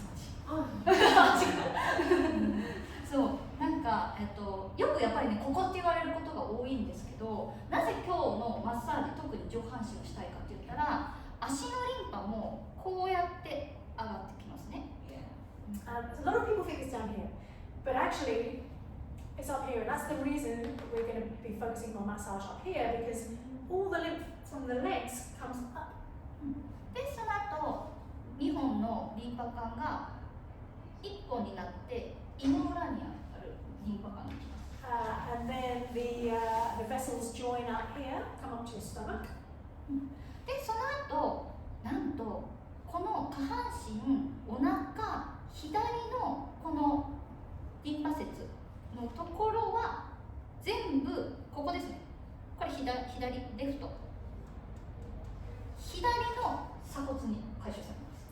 And then all of this, all the lower half of your body, the left hand side of your body, all of that goes into the subclavicular vein on the left hand side. That's my right. そうだからマッサージは左からやります。 So we start our massage on the left. よく足を細くしたくて足のマッサージされる方が多いんですけれども、 A lot of people, if they want slimmer legs, so they will massage their legs. 大体その方って最初のゴミ箱詰まってるんですよ。 But just massaging your legs, your last bin, rubbish bin up here, is quite often blocked. だから先にこの上半身上からしないと全身が変わりにくいです。 So if we don't start up here and blocking this part, then it's very hard to change anything else. あ、ごめんなさい、今忘れてた。で、右のこの静脈核というこの右のところはこの右の胸から上のリンパ節しか集めてきません。 The right hand side actually only collects this top right hand part of your body. なんで左は多分その深層リンパのマッサージをする上ではとても大切。 So the left is actually really, really important when we're doing a deep lymphatic drainage massage. 面白 Should くな I いです。 say for left and right-handed people? 左利きでも右手利きでも一緒ですか？ Exactly the same. Okay. そうなんです。変わらないです。そう。なんで、こうやって皆さん自分の体でも今やってくれてるんですよ。皆さん知らなかったけど、皆さんの体は勝手にやってくれてるんですよね。ずっ So と。 you didn't know that this was happening, but it's happening inside your body as well. Your body just does it. そういうことが体にはたくさんあって、知れば知るほど大体体の仕組みで悩みを説明できます。And there's loads of stuff like this that your body just does naturally. And the more you learn about it and find out about it, the more you realize why you might be struggling with some of the things you're struggling with. It kind of starts to make sense. 脂肪が燃えるって何なのか、セルライトとは何でむくむんだろう、更年期って何とか、妊娠するってどういうことみたいなのは 90% 体の仕組みで説明できます。Things like what does it mean to burn fat? What is cellulite? Why do I get all puffed up? What is the menopause? Pregnancy? The more you understand about the body, the more everything starts to make sense. なんで体の仕組みを知っておくと、変な SNS のダイエットとなんかの情報いらないんですよ、正直。ごめんなさい。So if you actually understand how your body works, you start to realize what nonsense these strange diets and things that get promoted on social media are. これは一生変わらない仕組みなので、ぜひ覚えておいてください。ご主人も一緒。Because this will never change. This is how your body works. It's not going to change. So just bear this in mind. Your husband is exactly the same. なんで、リリナージュっていうものがなんていうの、体の仕組みをそうやって考えて仕組みから作っているので、皆さんが何歳になろうと何人になろうと、皆さんにとっても、多分効果的なマッサージだというのがこういうところを元にしているからということがあります。And I created this Lilinage self-massage method based on how the body works, which means that it works for anyone. It works for wherever you're from, however old you are. It's based on how your body works naturally, so the method works. じゃあもうそろそろぜひマッサージにじゃあどうやっていくのかっていうの入っていきたいなと思うんですけど、さっき言ってた、なんていうのかな、今からするマッサージっていうのは、深層リンパのマッサージっていうこのリンパ節、ここと今日やるのはここの最終のゴミ箱と脇のゴミ箱のお掃除をします。So, time to massage. What we're going to be doing today is massaging up here, focusing on those last rubbish bins in the system and also the ones under our armpits. Okay. そうで、一応最初にお伝えをしておきたいのと、あともしいらっしゃったらこそっとでいいので教えてほしいのが、結構今血流を良くするので、今日この人もすごい体調悪いからとか、なんかあんまり血流を良くすることを私はやっちゃダメですっていう方がいたら事前に教えておいてください。So what we're going to do through the massage, we're going to be improving our circulation. So if anyone is feeling unwell, or if for any reason you think that improving your circulation is going to have a negative effect on you today, just come in and have a word with me first. 大丈夫ですか？ Everyone okay? はい。で、たまにすっごい肩こりの方とかは血流が良くなることで頭が痛くなったりとか吐き気がしたりとかそういう方もいらっしゃいます。Sometimes if you're really stiff, if your shoulders are very stiff, you might find that improving your circulation gives you a headache, or sometimes people start to feel nauseous with the increased circulation. もしそれが起こった場合は無理せずに休んでいただいたりとか、お水飲んでいただくと少し収まってきたりするので、その時はそれこそ自分の声を聞いて休んでください。So if that's you, just listen to your body, take a break, drink some water, and just listen to what your body is telling you. そしてもう一つだけ大切なんですけれども、それこそまた同じように肩こりがあるとか流れがもともと悪いとかお水飲んでない方は青あざができやすいんですね、マッサージすると。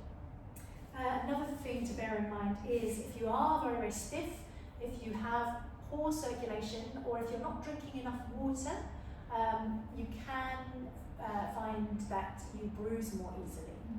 あと糖尿病の方もちょっとできやすいです。Also, if you're diabetic, you might bruise more easily. でもマッサージでできる青あざっていうのは結構数日で消えたりするので、ご心配にならなくて大丈夫ですが、あまりにも痛くだんだんなってくるって時はちょっと力が強かったりとかするので、今日はちょっと様子を見ながらぜひやってください。If you do get bruises, it's nothing to worry about. They'll disappear in a couple of days. If they actually hurt, that means you're using too much pressure. So just be gentle with yourself. で、今日さっきもお伝えするみたいにここの、ゴミ箱とここのゴミ箱の掃除をするんですけど、もう一つやってほしい、ちょっとこうなんていうのか気をつけてほしいっていうか、なんていうの意識してほしいのが骨の際を触るっていうことですね。So we're focusing, as I say, on the rubbish bins, the lymph nodes here and here. The other thing that I want you to bear in mind as you're doing your self-massage today is going along the edge of your bones, finding the edge of the bone. なぜかというと、深層リンパ管っていうのは筋肉と筋肉の間にあったり、骨の際を通っています。Because the deep lymphatic vessels run between the muscles and along the bones. たまになんかリンパマッサージって力を込めてやっちゃダメですとかって聞いたことある方いらっしゃいます？ I don't know, have you heard people say when you're doing your lymphatic massage, don't use too much pressure? あれはリンパマッサージの種類が違くって、毛細血管っていう血管があるのと同じで毛細リンパ管ってあるんですよ。毛細ちっちゃい細かいリンパ管。There are different types of lymphatic drainage massage. Just like you have different types of blood vessels, you have finer lymphatic vessels as well. なので、優しいマッサージのリンパマッサージをしてくださいっていうのはこの、細いリンパ管を意識してマッサージをするリンパマッサージなんですけど、ディナージョに関してはさっきも言ったゴミ箱掃除とあと骨の際のマッサージをしていくので、深いところを触るというイメージでもぜひやってみてください。When people say not to put too much pressure when they're doing the lymphatic massage, they're aiming to clear out the finer lymphatic vessels. But we're going deeper, we're going to clear out the bins, as I say, and we're going to clear out the vessels that run along our bones. So we use the pressure necessary to do that. では、早速始めていきたいと思うんですけど、今のですね、もしよければ結構1回でも変わるんですよ。そう、写真。So I hope you will notice a difference after doing this just once. なので、バストから上の写真をよかったらお互いに取り合ってもらって、前と横向き。So I'm going to suggest that you take photos of each other, just from here up, from the front and from the side. どこにも載せないから大丈夫。These are photos aren't going anywhere, they're just for you to see the difference. Okay.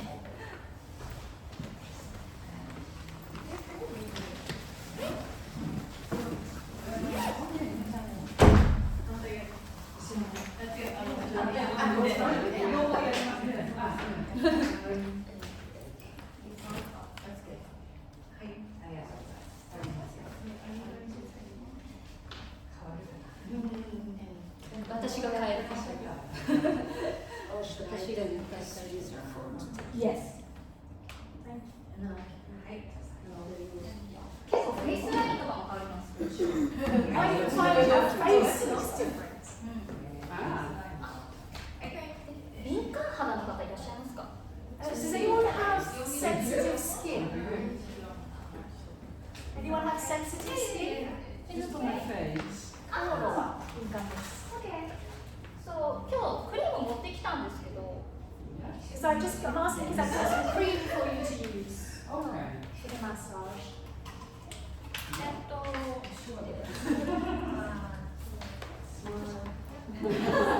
私が一番ありがとうございます。一番いいやつ。そう。お弁当の色に。これが一番マッサージしやすくてというか、一番うちのメインクリームなんですけど、ラメが入ってるんですよ。ラメ。それがもし苦手な人はちょっとテストで面白いな。ちラメなしなんですよ。 So I brought some cream for you to use for the massage. This is the one. This is really good for massaging. It's really easy to use. It's got a little bit of shimmer in it. So if you don't like sparkliness, then I've got these other ones that you can use instead. これどっちも脂肪燃焼とお肌引き締め成分を入れてます。 And they also contain ingredients that are good for fat burning and skin toning.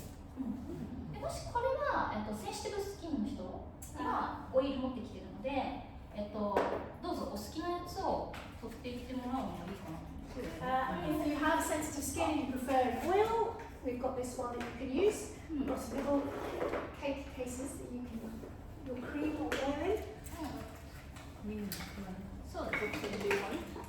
We can just get from here. すいません、自分で取る気持ち You come to 好きなだけ取ってもらって全然。 Help yourselves. そうですよね。結構ね、8プッシュぐらいいると思います。 I think you might need about 8 pumps. いっぱい使って軽くなりたいの。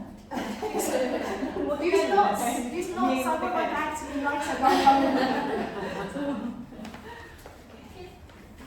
これちょっとこのままちょっとこうやって入れてもらう感じになってる。これはラメなし、ラメあり。 This is the sparkly one. These are not sparkly.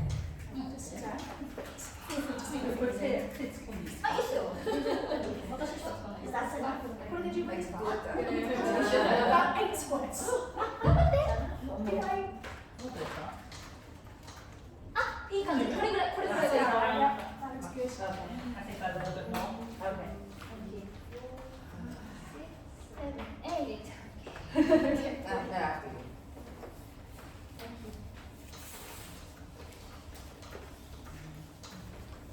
オイルが実はリリナイトちょっとやりにくいですよね。 The oil is actually a little bit tricky to use with Lily Nash. なぜかというと骨の際を捉えられないんですよ。滑りすぎて。 It's harder to go along the edge of the bone with the oil because you find you keep slipping. で、市販のマッサージクリームって、私も化粧品会社美容業界に乗っているのでわかるんですけど、みんながマッサージすることを別にそんなに期待してないんですよ。マッサージクリームを作ってる側としてはマッサージをめちゃくちゃする人がいると思ってないんで。 And I mean, I've been working in the beauty industry for a long time, and the products that you can buy that are called massage cream or massage oil, people making them aren't really thinking about the massage bit. そのうち多分保湿クリームになってもいいように作ってたりする。 They're just making a cream that they expect people are going to just use it as a moisturizer. わかるんだけど気持ちは。でも私のやつはオリジナル商品なんですけど、セルフマッサージ専用で作ってるので手は疲れにくいはず。 But this one I've actually developed myself, specifically for self-massage. So it should actually make it easier to massage. 多分手が疲れるとマッサージやりたくなくなっちゃうんで。 Because your hands can get quite tired doing massage, so this should help alleviate that, which makes it easier to keep on doing. はい、じゃあ、今日やるマッサージは最初ここに載せてるので、お家帰ってからこれを動画で見てやってもらえたらと思います。 The massage we're going to do today, there's actually a link here so that you can watch a video of what we've done, so you can watch it back at home. 日本語で説明してるけど、やってることは一緒だから。 This one's in Japanese, but you can follow along. はい、でマッサージするときはここに書いてあることを意識しながらされるとより効果が出やすいです。 And the massage will be more effective if you bear these points in mind as you do. 皆さん脂肪って何で出てるか知ってますでしょうね。 Incidentally, do you know what fat is made of? 脂肪を燃やしたいとかって思ったりする痩せたいってなったときに脂肪って何で出ていくと思います？ If you think, I want to lose weight, I need to lose fat, and I want to burn more fat, what is it actually made of? It's carbohydrate. 炭水化物からできてるんですか？脂肪はファットです。ファット。そうなんか体の外に出ていくときにすっごい脂っこいうんち出たこととかあんまないと思うんですよ。多分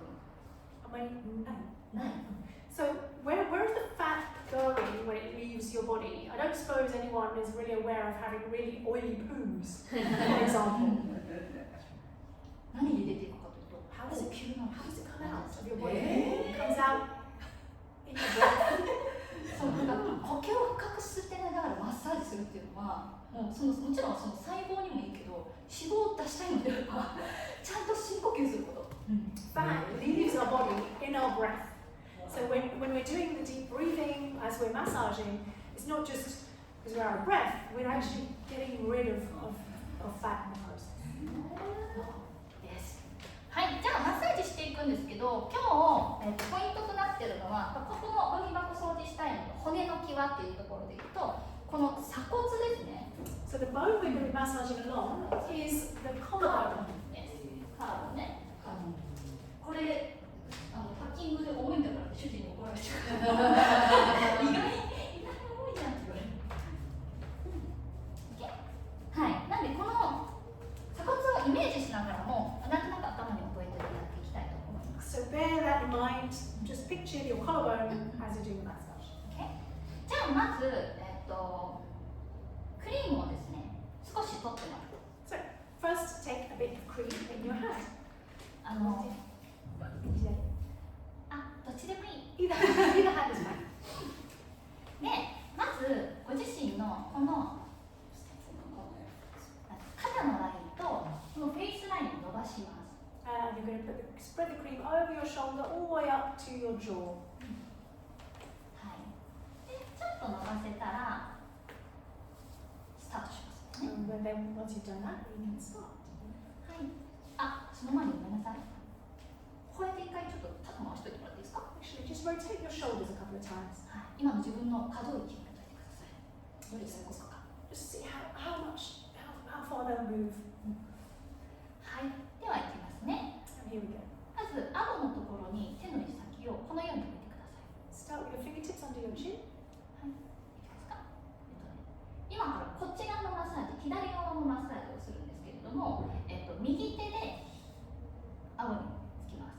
Start with the right hand under the jaw. We're going up the left side of the face. はい。このまま、この顎のところに骨を感じると思うんですけど、その骨を触るようにしてずっと耳の方に手を滑らせます。 Follow the bone along. You should be able to feel your jawbone. Follow the bone along all the way up to your ear. そうです。で、この時に手だけ動かすんじゃなくて、顔を動かすとスムーズです。 You're not just moving your hand, move your face. そう。Exactly. Good. で、このままの片手でするとちょっとしんどいので、しんどいなって感じる方は手首を反対の手でサポートしてあげるとやる And if it's a bit tiring to just use one hand, give your hand a bit of support with the other hand. Hold the wrist. はい。で、いきますよ。で、ごめんなさい。もう一度、顎のところに手を置いて、 Right, start again from the chin はい、息吸って、 and breathe in. はい、吐きながら、ふー。 And as you breathe out, go up to the ear. ここまで来たら、耳ですね。で、耳を次、ピースで挟みます。 You're going to put your forefinger and middle finger either side of the ear. はい。で、挟んだら、この耳の際のところを指で少しマッサージします。 And give the front and back of the ear a bit of a massage. 皆さんが今触っているところは、実は首の筋肉の付け根です。 This is where your neck muscles start. なんで、そこがマッサージされると、首のこりが足になります。 This is really good for loosening up your neck. はい。 Stiff necks. で、このまま手に持たれるようにして、手に持たれ Just て lean くだ onto your hand. さい。はい。で、このままずーっと指をピースしたまま、首のところをずっと滑らせます。 And bring those two fingers all the way down the そ side of う the で neck. す。皆さん、こっちですね。 Not down the jaw this time, you're coming down your neck. で、ここまで降りてきた、この親指、人差し指、中指のところ。 When you get down to here, take your middle finger. ここがゴミ箱です。This is the bin, right here. ここがゴミ箱。はい。後で皆さん触り出しますね。 I'll come around and help you afterwards. はい。で、次、この中指のところを人差し指に置き換えて。 Then replace your middle finger with your index finger. Swap your fingers. で、次はこの鎖骨をさっきの鎖骨ねイメージしながら挟みながら顔を斜め前下にして Then we're going to picture that collarbone we saw just now. Lean your head forward and to the side at an angle. はい、でこのまま肩の先まで滑らせます。 And go along the collarbone all the way to your shoulder. はい、まま肩先を触ります。 And give the end of your shoulder a bit of a rub. はい。で、これを3回繰り返してみてくださ So い。 we do that whole thing 3 times over. はい。ではもう一度いきましょう。 Let's do that again. 顎のところに手を置いて、 Start from your chin. はい。で、このまま手を耳まで滑らせていきま Up す。 to your ear. ちょっとね、下向きにすると手が入りやすい。 Put your head down a little bit, it's easier. で、ここまでいく。 All the way up here. こう Oh, you're so stiff. で、このまま耳のところまでいったら、少し手にもたれかかって、このままこの首の筋肉を触ってしまう。 And then down the neck. で、この際ね、 Find your collarbone. で、この際を通って、ずーっ Go と along the 通って、 bone Does it hurt? to your shoulder. That's firm. Yeah. Your tight is near. ちょっと細くなったでしょ。 I think you already look small. はい。 Already. はい。もう一度。 Let's do は that い again. 顎の下に手を置いて。 Start under the chin. で、ちょっとね、顎を吸っている。 It's hurt, isn't it? When you Your chin Yeah. down a little bit. It's quite hurt. That is the garbage Yeah. of the body. で、 So ここ when you came here, it's Yeah. always have something. It's like, oh, it's hurt. Yeah. Why? Yeah, That is the yeah. garbage. 手の And come back and then. ここまで来た When ら、 you こっ find ち your, を挟ん find で。 your collarbone, Just fingers either side. a little bit side it, you can see the bone is coming up here. It's the muscle. Yeah. You can just follow that one. めっちゃ綺麗に撮ってます。 You have a lovely collarbone. うん。ちょっと出たんじゃない？ And I think it's more prominent now. うん。結構出やすいです。すぐ出るタイプです。 Yours has really become more prominent just with one muscle.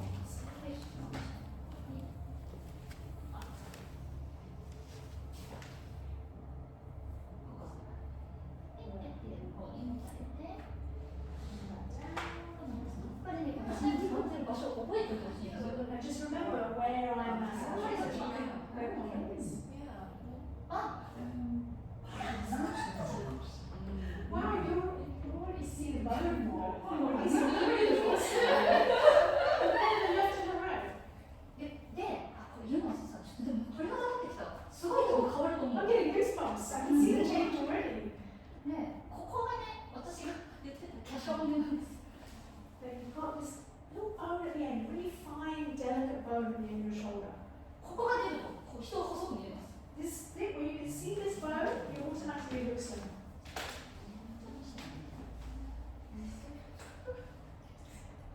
You can take the picture and then I can take the picture and then you can see, you can connect later. あ、うん、これですね。あ、でもゴミ箱こっちなんで、ここなんで。 Previous one you took and then you can just compare Before and after. これ You interesting. I'm interested. I want to do. はい、でそれが問題。ごめんなさい、皆さん。逆にやっといてもらっていいですか。 The other side. You So need yes, to do you the do the other other side. Yeah. Not only that, it's just you need to do the light side as well. It's the same things. I think you can put the cream quite a lot to make the smooth easily. 顔を少し。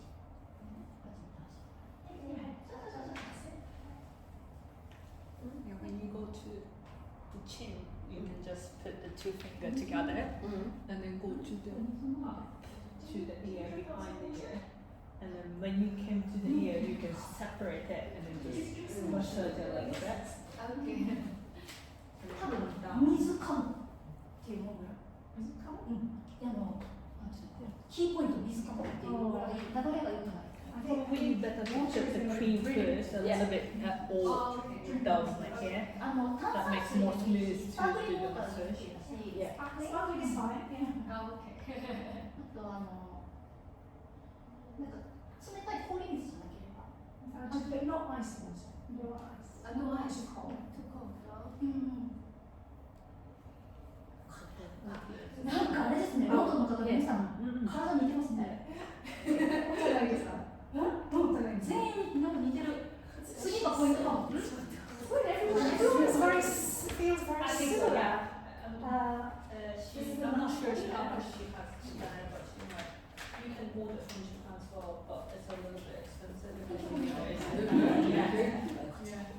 small, isn't it? It's so smooth. It is, yeah. It's like a short flight, isn't it? So you can just hand it, like sand it, it's like a sandwich. 確かにちょっと敏感肌でいらっしゃるからクリームは人より多めにつけた方がいい。 You mentioned you've got sensitive skin, so good to use a little bit more cream. Okay. で Here, it's just yeah, here. OK 結構エッジだったでしょ。際骨の際、私が今触ったのは骨の際。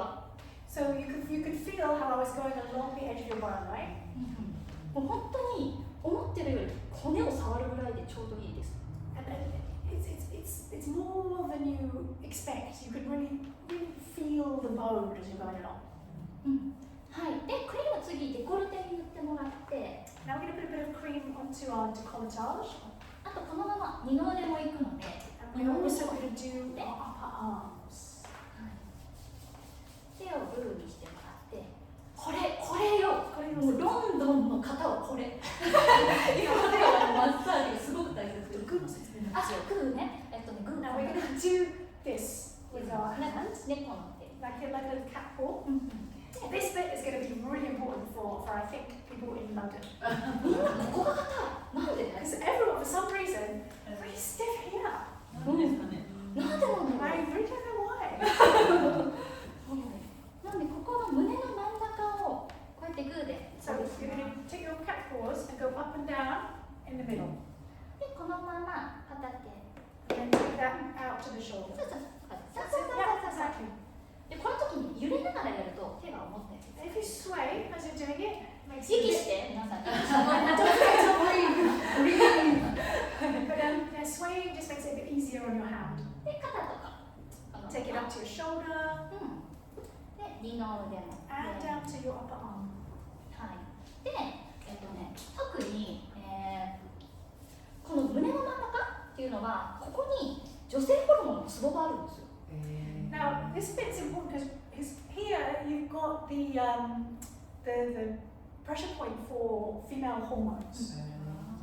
なんで色っぽくなりたい時はもういっぱい触って。 If your aim is to look sexy, this is where you're doing it. Okay? そう。 It's painful. It It does. does. 痛いでしょ。そうそう痛い It does. の。 Yeah, it does. It does. そうなの。でここほらチャクラの通り道でもあるから、なんでここの流れが良くなると、それこそなんかもう言いたくないこと言わないといけない時もあるじゃないですか、仕事上。そういう時もなんかこうクって硬くなるんですけど、それがリリースされます。 This is also the part of your chakra path. So if you find in work, there's things you're not allowed to say, you've got to hold things inside. Doing this is going to release a lot of that. そう。なんでそれこそ匠さんはずっと会議中とか触ってますよ。 Takumi does this in meetings. 俺頑張ってるって思うって言ってました。 He says, I'm working very hard. あ、でね、マッサージすると余計に一気にするともう時間がないからあれなんだけど、Sorry, I keep getting distracted. ちょっとね、ここがね、すっきりすると細く見えるの。 Now, if you massage up to here, this is another bit. It sort of instantly slimmer. ここ。 Taking it all the way out here. 大丈夫かな Too strong? Is it okay? ここ。で、おっぱい大きい人は、妊娠中もそうだけど、この横、ここが硬くなるの。この横、硬くなる。 If you've got larger breasts or if you're pregnant, you'll find it really stiff down here. そうそうでたまにここ手届きませんって言われたりするんですけど、こっちでプッシュしてもらうと結構こう届いたり And する。 sometimes some people can't reach around here, so you just give a little bit of a help with your other hand and you'll be able to reach. で、やってもらったら最後手を脇の中に入れて、この手を下ろして。 And then to finish off, you put your hand into your armpit, lower your arm. めっちゃ二の腕細くなったよ。ね、そのから。 It's slim already. で、脇を give inside of your armpit a bit of a rub. ゴミ箱も掃除してください。 This is another bin. You're cleaning out the bin. ほらなんだったっけ、こんまりメソッドさんも手放しから入るんですよ。ゴミ掃除から。It's like the KonMari method. You've got to let things go. Clean out the bin. はい、力抜いて。なんか肩が下がる。わかります？ I think your shoulders have dropped. いや。わかります。ここちょっと見て。ここが変わったのわかります？これ。Can you see the difference here? You can. このラインとこのラインと Versus ここが this side. で多分回してもらうとよりわかると思う。 And 脇 you の should be able to feel the difference. Yeah, Lisa. うんうん、柔らかくなりました。その脇の中を揉むっていうのがめちゃくちゃ大切なんですよ。 It's really cleaning out the armpit. Really important. とりあえず脇揉んでってやってみて。 You do one thing. Do the armpit rub. ここね、 Do you also 脇 do 手 that もこのグーですか for the armpits? こんな感じ Or です。 just 結構ね、目が悪い人ここが硬いんですよ。 And if you have problems with your eyes, so pretend it's stiff here. ここまで結構多いですよ。こっている。 Still stiff. ここ。脇っすね。イギリスの方脇。 Okay, again, I'm starting to understand. UK people, it's all about the armpits. 脇だ。 It's, ちょっとでもね、本当脇を触ってあげると楽になる。お風呂の中、こっちでバスタブ、綺麗ですね。 oh, nice armpits. この辺まで触ってあげて。でも、多分ここだから。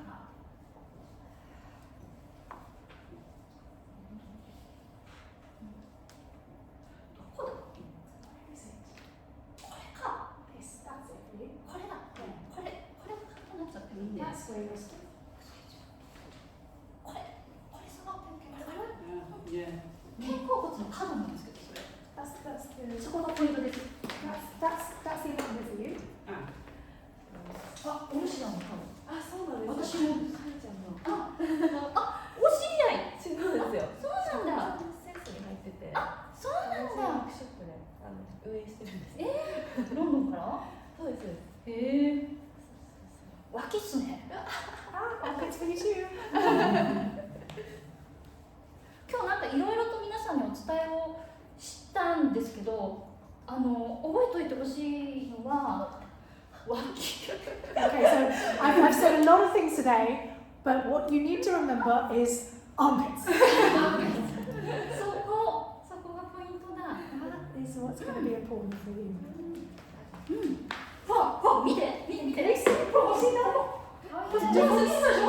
ら、脇を。 Armpits people. Sorry, sorry. これ取っちゃった。いいよいいよ出てね。なんか質問ある方いらっしゃいます？ Any questions? ここっすね。 For you, it's here. It's down here. ここが硬い。 That's where you're stiff. Now even for you. Really? Now. Is that from maybe holding your No? I will work with vaccine. ここです。 I've got a very stiff forearm. We need to do this. What's your husband? I think it's there. I will tell my husband. だんだん見えます。ちょっと旦那さんに脇きれい。やっぱり beautiful armpits. Your armpits nice and clear. Ah, okay. But yes. ここが硬いとここ硬くなるんですよ。 And if you're stiff here, you'll find you get stiff up here as well. Yeah, but it's Always here. Yes. ここからやろうと思ってもなかなかほぐれないから、こっちからやってあげた方がいいです。 You don't want to start, you start down here and then move up here.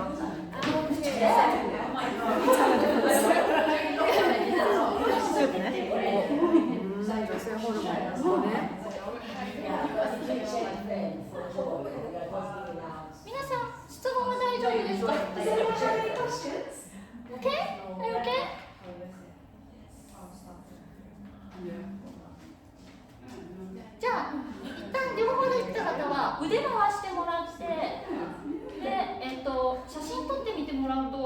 なんか Yeah. 違いが見えるかもしれない。 If you want to see the difference, take another photo.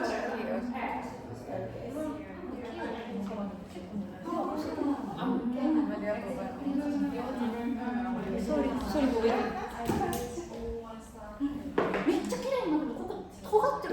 肩が。You can really see the bone in your shoulder. ほら、色っぽいここ。 And your arm. すごい。脇綺麗。 You've got very good. Your arm is already アジア clear. 人脇きれいなんですよ。お二人脇綺麗。脇きれい。 Yeah, you as well. Very nice. Yeah, and yeah, after that I feel でも思ったのここなんだよね。 For you, it's here. It's here. だから脇触るのもあれなんですけど、ここ流してあげると多分首がこう、私もそうなの、前に出るちょっと後ろに戻るから、ここがちょっとこうなって I have the same thing. I tend to stick my head forwards. So this one should touch my head back a bit and straighten up the shoulders.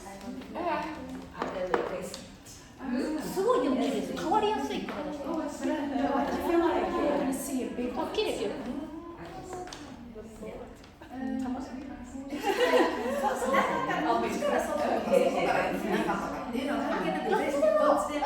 けど、最終脇に流してほしい。ゴミ箱に溜めて。 So you can go either way, up your arm or down your arm, and end up with your arm. That's the ミルクにしたかった。爆乳ですよね。びっくりするぐらい。いいじゃないですか。でもちょっと重いですもんね。大変になってます。皆さんぜひもしよろしかったら写真撮ってください。 Now, so if you try take a photo. Should we do Yeah, that? for Nancy. Yeah. Because you have shoulders straight, あ yes. でもね、綺麗だね、やっぱり。 Skirt, okay. ちょっとやったから。家でちょっとやったから。家で2、3日やっといて。準備してるやん。 She's preparing for this. She's not doing the self-massage at home for 2 or 3 days. No wonder she didn't do so. でも同じ、これだ、ここだ。 It's the same with you actually. Forearms, really tight forearms. 肘下のマッサージ。あ、めっちゃ綺麗になってるよ。 Oh, okay. 肩が四角くなってるよ。本当に本当に。なんかこんまりメソッドの家をうち行ったってやってほしいな。疲れると思う。ここ触ってみる。いい。はい、オッケー。I'll do it at home. 楽しいね。すごいね。 変わった？ Can you tell the difference? Yeah, I can. It's Oh, much better. How soon was that? Is that before or Just after? the after. After. Before is it's going to. No, let's see. Yeah, no, that's all right. Can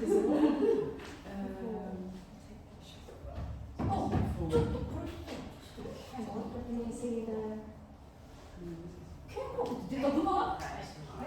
肩甲骨、ここの骨。 these shoulder blades are much more prominent in your こうなったからだと思います。胸が開いて It's because you've opened up your chest. I think. Yeah. And how do you recommend this stiff bit? Yes, Or それね、それが一番今必要なマッサージで That's the massage that you need most right now. この肩甲骨のこれって実はこの首のここから取ってる。 Because that massage goes all the way from your neck up here down to your shoulder. それをマッサージしてあげるとすごくいい。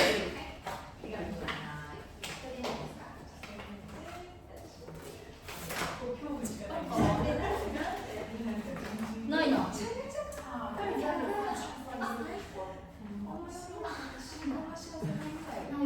こにないけど、細い筋肉がある。それをマッサージ。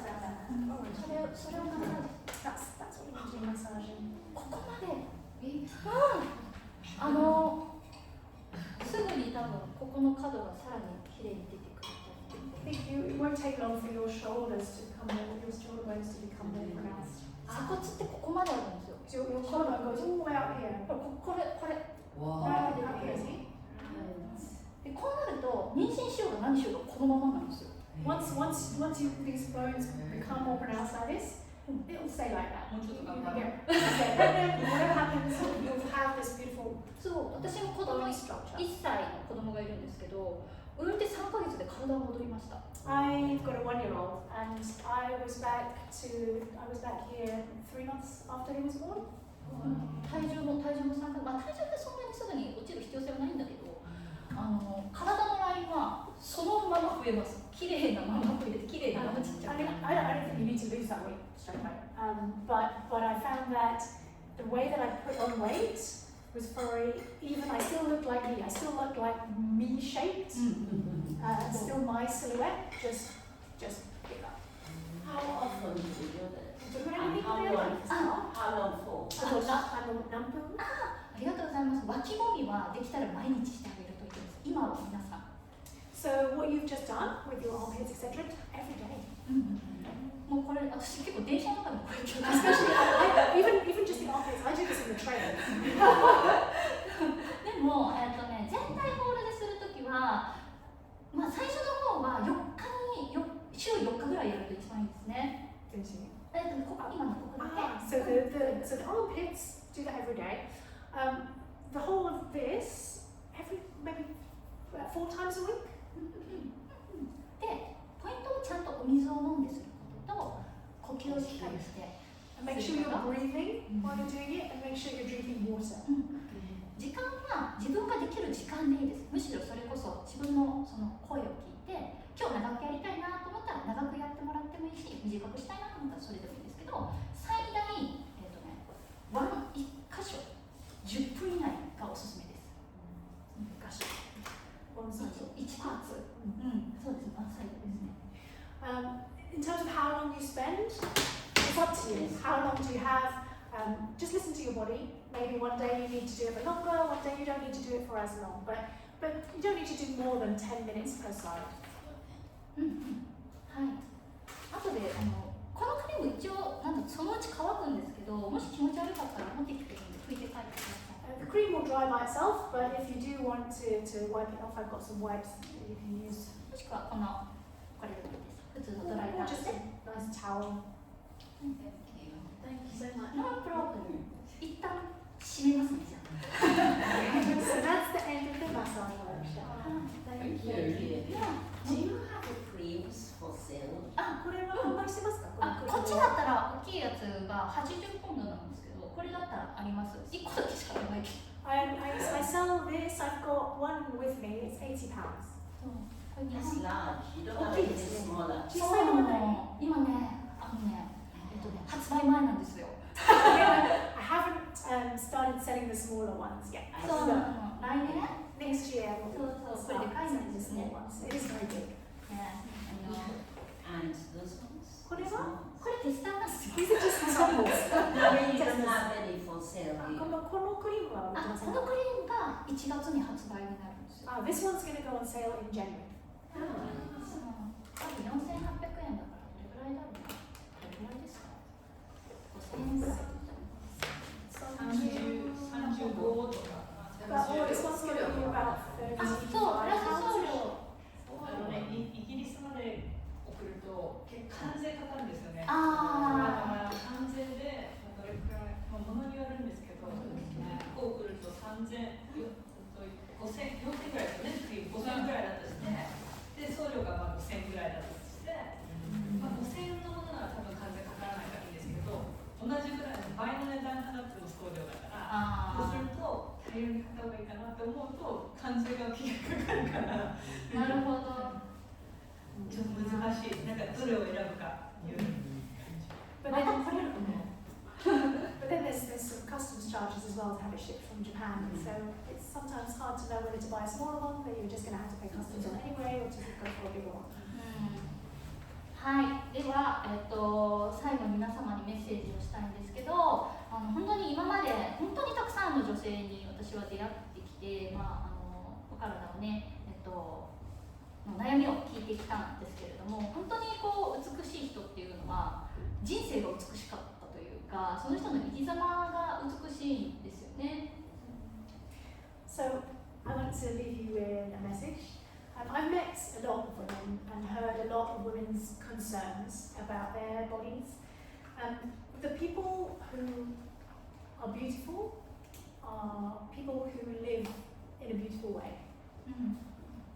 なので、まあその難しく捉えるのではなくて、自分のそれこそ内側からなんか湧き起こってくる小さな声を決して無視せずに、その自分の、心の声と、そして体の今日も多分ここ硬いんだとか、ここあったかいんだとか、脇こんな詰まってるのとかっていうその発見を積み重ねると、またさらにありたい自分になれると思うので、ぜひ今日のこれをね続けていただけたらなと思います。It's not difficult at the end of the day. You just listen to your heart, listen to your body. Don't ignore that little voice that's speaking to you. And then, as you've probably experienced today, check in with your body. You know, you'll have noticed, oh, I'm feeling a bit cold here. I'm feeling really stiff. I've got really stiff armpits. And just pay attention to that, and you'll find that you move closer to the you that you want to be. Keep going. はい、なので、またね、私は大好きなイギリスなので、こちらに来て、またお腹とかも結構変わるので、いろいろと、させてもらえたらなと思います。まずはご自身をぜひめでて、過ごしていただけたらなと思います。本日は本当に皆様ありがとうございました。I love the UK, so I want to come back again and maybe next time teach you about stomach massage, because that's something else that really makes a big difference. In the meantime, try to cherish yourselves, and thank you for coming today. はい、では最後に皆さんで写真を撮りたいので、そこに Can we take a photo all together? Would that be alright? でなんかあとビフォーアフターの写真いただける方がいたらよかったら欲しいです。この辺切るので。And if anyone wouldn't mind sharing their before and after photos with me, that'd be great. I won't show your faces. Thank you.